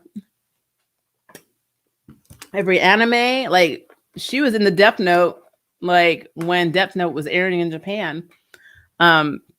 She loves Death Note. I had to buy her the book for Christmas. She loves Madoka because of how dark it is. Magical girls that basically turn into witches that basically have to be murdered. Loves it. Loves it. Loves all of the dark anime. I try to get her to watch, not so dark anime, and she's bored by it. I mean, even like old school stuff. I showed her Escaflowne. I showed her, like, it's like, I thought it was Escaflowne is a little dark, but not dark enough for her. So she was kind of like, it's all right. Meh. I can't get her to watch anything mecha, like Gundam and Macross are not her thing, because she knows I am a mecha lover. And she is like, Mom, I can't do it. I can't do it. I said, okay. Now, on the flip of that, though, she loved Raya and the Last Dragon. So I don't know if that's her because she's half Asian, that she's getting in touch more with her Asian side, but she loved that movie. But she won't watch Frozen. She won't watch like any other Disney movies. I have tried. I cannot get her really to watch a lot of Pixar movies. She does not care. I can't make her do it. So, and she's almost 25. She's an adult. I can't tell her to do things. Occasionally she'll watch Doctor Who, but she's not really into that.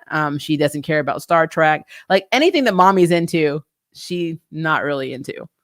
But she loves, Five Nights at Freddy's. She loves it. Loves it, loves it, loves it. She like anything dark, like any dark storyline. She'll come in here excited when she finds a manga that's completely dark. So look at this. This guy made a deal with, like this overlord in hell to like bring back his dad, and now all his friends are dying. It's awesome. I'm like, okay. I'm like, all right. Like, you do you, boo. I can't stand gore, so I avoid anime. Invincible even made me queasy. I don't want to see internal organs. Those belong inside the body. I have Invincible on my list. I mean, I'm not opposed to gore. I don't like things like Hostel or like Saw freaks me out because I really think someone could do that. Yeah. You have a 25-year-old. You look 30. Yeah, I will be 45 in December, but thank you for that. Thank you. I'm glad I look 30. I usually get younger than that, but I have makeup on. I do that intentionally. Like, because in my real world, I get carded everywhere I go. And my spouse actually looks extremely young and is also in the 40s range. So we're always seen as a young married couple. And I'm like, we're middle-aged. I'm like, but they don't get it. It's all good. Did you show her Yu Yu Hakusho, Elfen Lied, Mirai? I haven't showed her Mirai Diary. I have shown her Yu Yu Hakusho and Elfen Lied, and Higurashi we own, and we have Olive Blood. I even have somewhere over here. I have Saya's doll. I don't know where. Somewhere in this room. I have a lot of toys in here. Yeah, she's up there on that. You can't see her. She's up there on this shelf. I have the one where she's eating the rice bun. So Vampire Hunter D she liked. She was okay with blood. What was it she didn't like? The Devil is a Part-Timer she thought was stupid. Yu Yu Hakusho she wasn't into. She won't watch Dragon Ball. She won't watch she doesn't care about Naruto or Boruto. So yeah, she's interested. She doesn't care about. She loves Sailor Saturn in Sailor Moon because she's the Senshi of death and rebirth. I'm like, so this should tell you. I'm like, he should tell you. Her favorite colors are purple and black. I don't know, guys. I don't know. She just, and it's so funny because she likes the little cute plushies, but she will not watch any of the shows they're from. So like, okay. I got a Haro behind me from Gundam. So my little Haro, which I love. I love Haros. They're adorable. She's like, no. Like, they're stupid. So is it okay? All right. I mean, there's nothing I can really do. I mean, I've tried, guys. I have tried. She likes Ruby because of the Grims. So I got my Ruby dolls up here. I don't know. I think she's probably more of a Salem fan than she is any of the Ruby cast. I'm like, she's weird. She's cool. I love her, but it is what it is, I guess. I don't know. What about Kara no Kyokai or Garden of Sinners? I haven't showed her that. She's watching something with the name Wonder Egg. Wonder Egg? Is that what it's called? Wonder Egg? And she does seem to like that. So that tells me that's probably very dark.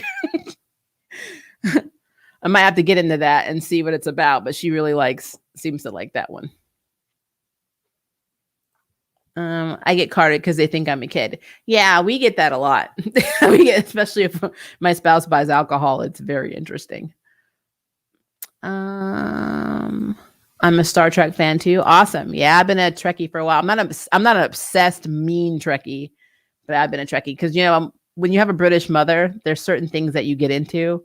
Doctor Who is one of them, and Star Trek, which is huge, has always been huge in the UK, is another one. So, yeah, I got introduced very young to Star Trek.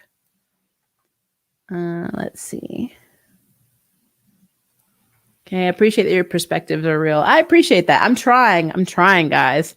I like to do it from an objective standpoint. I just don't want to, go into a review saying, this all sucks. If I truly do not like something, you will never see it on my channel. So you have to understand, if you see it on my channel, I do like it, even if I have a lot of problems with it. I like Batwoman. I just think this episode was not good. I mean, I just did not like this episode at all. So what are your thoughts on Harry Potter, the series as a whole? I love Harry Potter. I don't like J.K. Rowling. I can separate it. I actually am more into Fantastic Beasts, though, than I am into Harry Potter. If that is weird, I apologize. I just like it. So, yeah. Maybe your daughter would like Wink Saga since they made the show darker. Yeah, she watched it with me. She was okay with the burned ones. Like, she thought it was okay. But yeah, she's always, and it's really interesting. She loves the people that have like shadow abilities or like blood, what's she call it, like blood tracers, people that can trace you through your blood, things like that. Any show that has something like that, she is into. But if you're like a magical girl, like anything pure, like Precure, she can't. Magical girls shows like that, she can't handle it emotionally. She's like, no, can't do it. I can't do it, Mom. I'm like, okay. Same. I'm more into Harry Potter, but can't stand J.K. Rowling. Yeah, I mean, it's a thing. I can like the art and not like the person. If you're a mean Trekkie, you totally miss the point of Star Trek. I know like, it's just like with comics. Whenever someone says Star Trek's not meant to be political, I'm like, the hell it's not. The whole reason Roddenberry even made Star Trek is to battle racism and discrimination, and to show a progressive view of the future where people of all nationalities and genders and races could just all be treated equally. But you can't convince people that never got the point to begin with, and they don't really look at things on an actual analytical level, that politics in anything does not exist, because it does. It's always been that way. Every comic book you will ever read and the characters in it are inspired on something political or some life event. And if you don't understand that, then there's something wrong with you. And that's how I look at that. And that's literally every book you will ever read is inspired by something that either happened to the author or someone they know or something political. That is the way the world has always been. If you don't like it, stop watching stuff, stop reading stuff, don't play games, don't do anything. Just sit in your house and stare at the wall. Then you will be free of anything that you feel is woke or political. Or take a nap. When is daughter going to bring her notes for Charm to do a Charm Live? I bet she will make the writers feel so small. My child, when she takes notes from me, we are very comical in this house. My daughter is like my upgrade. So whereas I am very good at improv, my daughter takes it to a level that is supernatural. The stuff that comes out of her mouth is absolutely hysterical. When I got her a Twitch, she literally said, "Wow, this is more valuable than my life." And I'm like, just literally out of nowhere. And I'm like,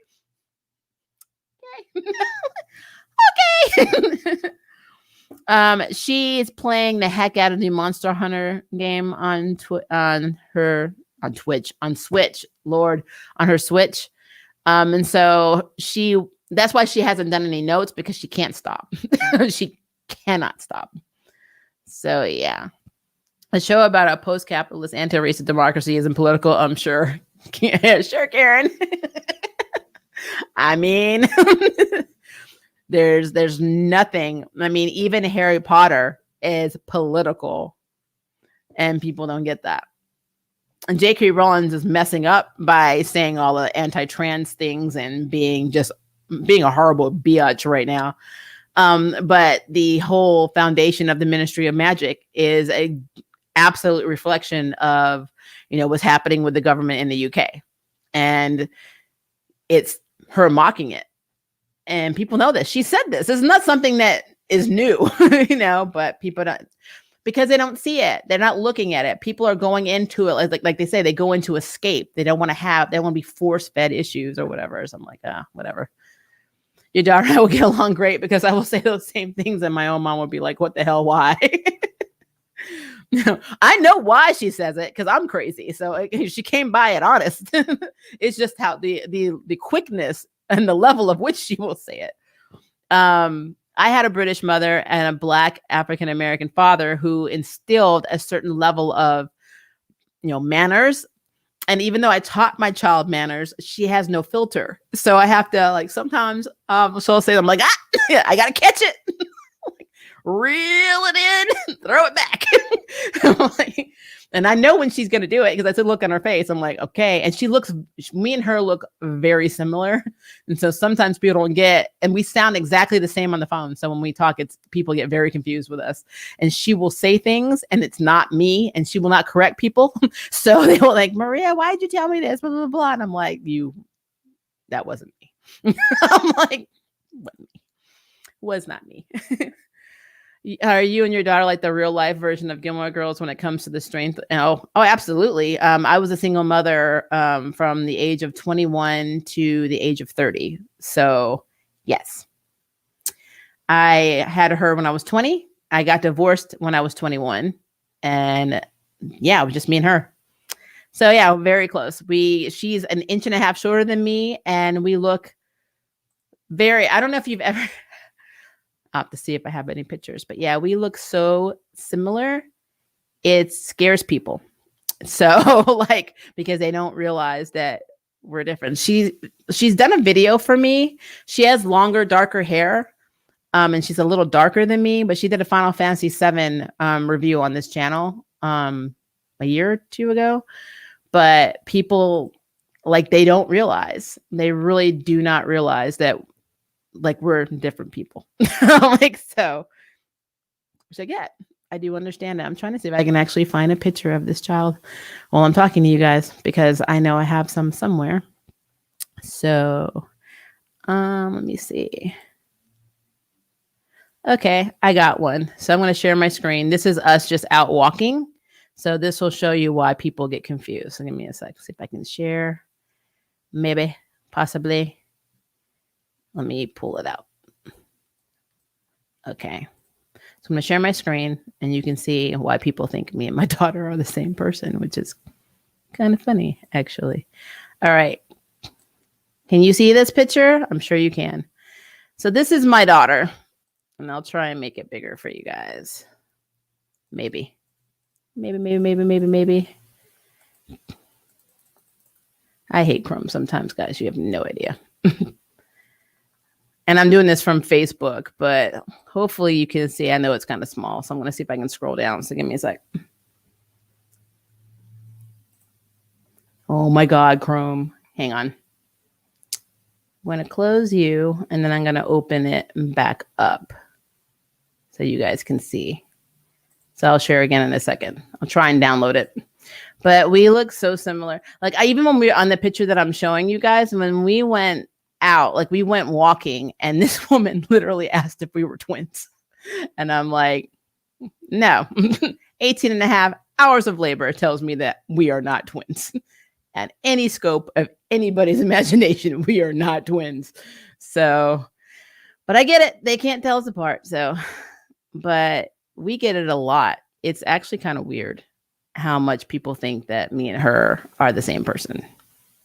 And, you know, it's a thing, I guess. I don't know why. But as for her, like, the only difference is she's into the more darker stuff than I am. Like, she really likes it. Like, very, I mean, it's, and I can't say anything because everybody likes what they like, but she really is into it. And, you know, I mean, what can I do? I can't be like that parent that's like, no, you can't be watching this. That's not good for you, blah, blah, blah. There's no point in me saying that because it's not true. Because some of the stuff is based on reality and people think this way. So I can't be that mother. So if that makes sense. So I'm trying to be a good parent, guys.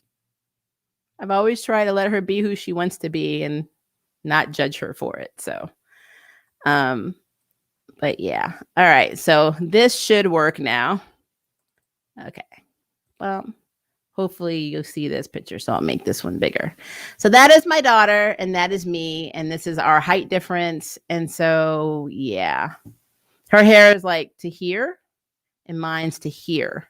And mine's reddish brown, even though it looks darker on camera. And hers is really blue black. But yeah, we look very close, like very, very close. Face. She has my face. I'm like, she just does. So yeah, we used to be called Usagi and Shibuya because when we were little, my daughter, she used to run around saying, "I don't say, say not to be shoujo senshi, say no moon," and she'd get on the table at restaurants and say, "Skinny go out there, and I'm like, why? Like, why?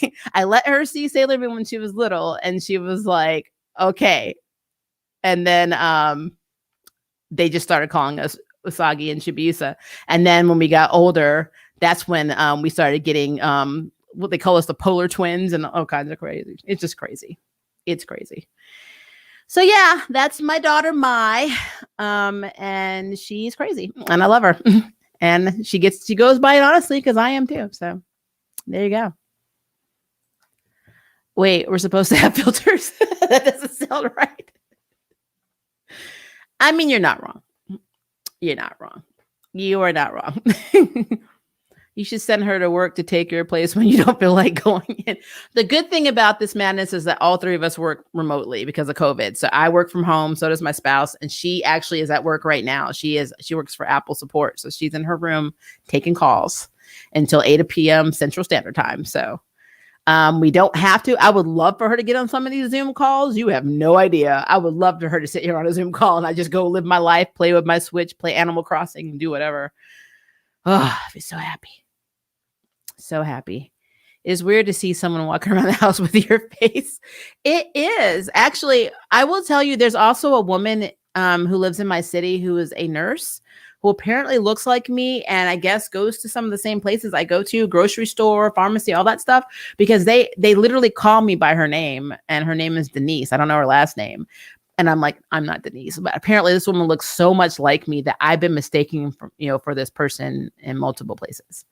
It actually happened to me in Texas too. I went to Texas with my previous spouse who had cancer, and we were at a treatment center. And so like, this was probably like 3 or 4 months before my spouse died.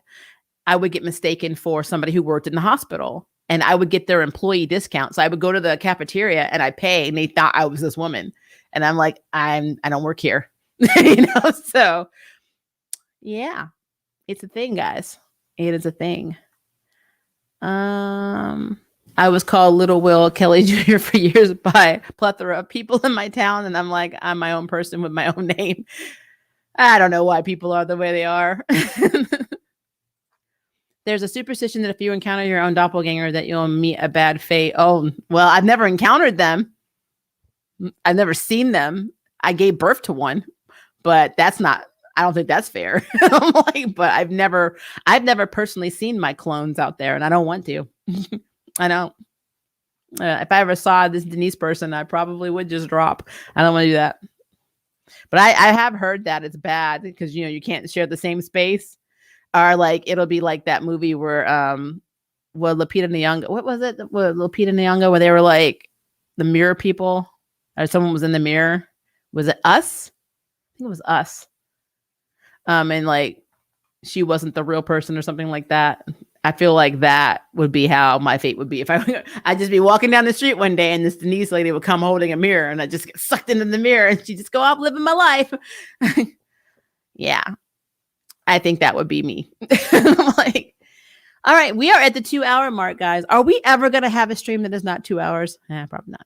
I'm like, this is why we have to have memberships, because we can have our own fun party. We can have our party chats, like our monthly party chats where we just talk about whatever for like 2 hours. It'd be cool. Not have to worry about reviewing anything. Just talk about comics, TV shows, movies, whatever. I think it'd be really cool. I'll have to do like member parties. That'd be cool. I think that'd be cool. I'm having thoughts. I don't know. We'll see what happens. But 2 quality hours. Thank you, David. I'm glad you think me talking about my daughter adds on to this quality. I'm not sure many others will. But overall, Batwoman, very good episode, except I didn't really like it that much. It was good in context, not good in story progression. I think that they need to really stop doing what I said. No more Sophie and Ryan, and no more making Alice redeemed through a man. I'm like, because Ocean has to not be her redemption. Somebody please get Jacob off the sauce. It's really bothering me. And we need Kate Kane to be introduced. If they can do all of these things by May, when they come back, I will be happy. I do not hate this show. I think it is awesome, but they need to work on their stuff. I'm just saying. You are allowed to have a life outside of Boston Comics. I do. I just don't get enough sleep. But thank you. So let's see. We're gonna have our Arrowverse Tuesday. So we don't have the Flash this week. I saw it's not recording on my DVR. I'll have to double check that. So I think we're on hiatus for the Flash, but we are gonna have Black Lightning, and we are gonna have Supergirl. I need to see. I think those are the only 2. I need to see if that's true, though. It may not be accurate, but whichever 2 to 3 shows we have, we will have our Arrowverse Tuesday tomorrow. We will have another stream for Kung Fu on Thursday, because Wednesday night, it's hard for me to do streams on Wednesday nights because I have a lot of projects at work. So Wednesday night, I will watch it, but we will have a stream on Thursday. And then Friday, we will have, sadly, the last episode for Falcon and the Winter Soldier. Oh my gosh, why? I'm so effing sad. But it's going to be a good episode. So we will have lots to talk about, and that will be a very cool stream. So more streams coming, guys. Yay! Saturday is going to be pretty open though, because we won't have Power Rangers. Yashihime's on hiatus, till season 2. Ruby's on hiatus till volume 9. So I'm going to have to find another Saturday filler, it looks like, because Saturday is like not busy at all. And this Sunday, I don't even think I have anything. Charm's on hiatus. Batwoman's on hiatus. So, but I will be talking. Oh, how can I forget? Also Friday, Mortal Kombat, guys. We're going to have 2 streams on Friday. One early in the morning, or one in the afternoon, and one at night. Because we're going to have to talk about Mortal Kombat. And we just have to. Because Mortal Kombat, this is the dream I needed. It was my movie dream for Mortal Kombat. What Sub-Zero did in that trailer has made my life. So we are doing it. So we are talking Mortal Kombat this Friday. So be prepared, guys. Be prepared. All right. I love you guys. I'm going to let you guys get on with your day or evening, or if it's morning where you are, different time zones. Have a good day. Have a good night. Have a good work shift. Have a good school day. Have a good wherever you are. And I will talk to you later. Yay. Bye-bye.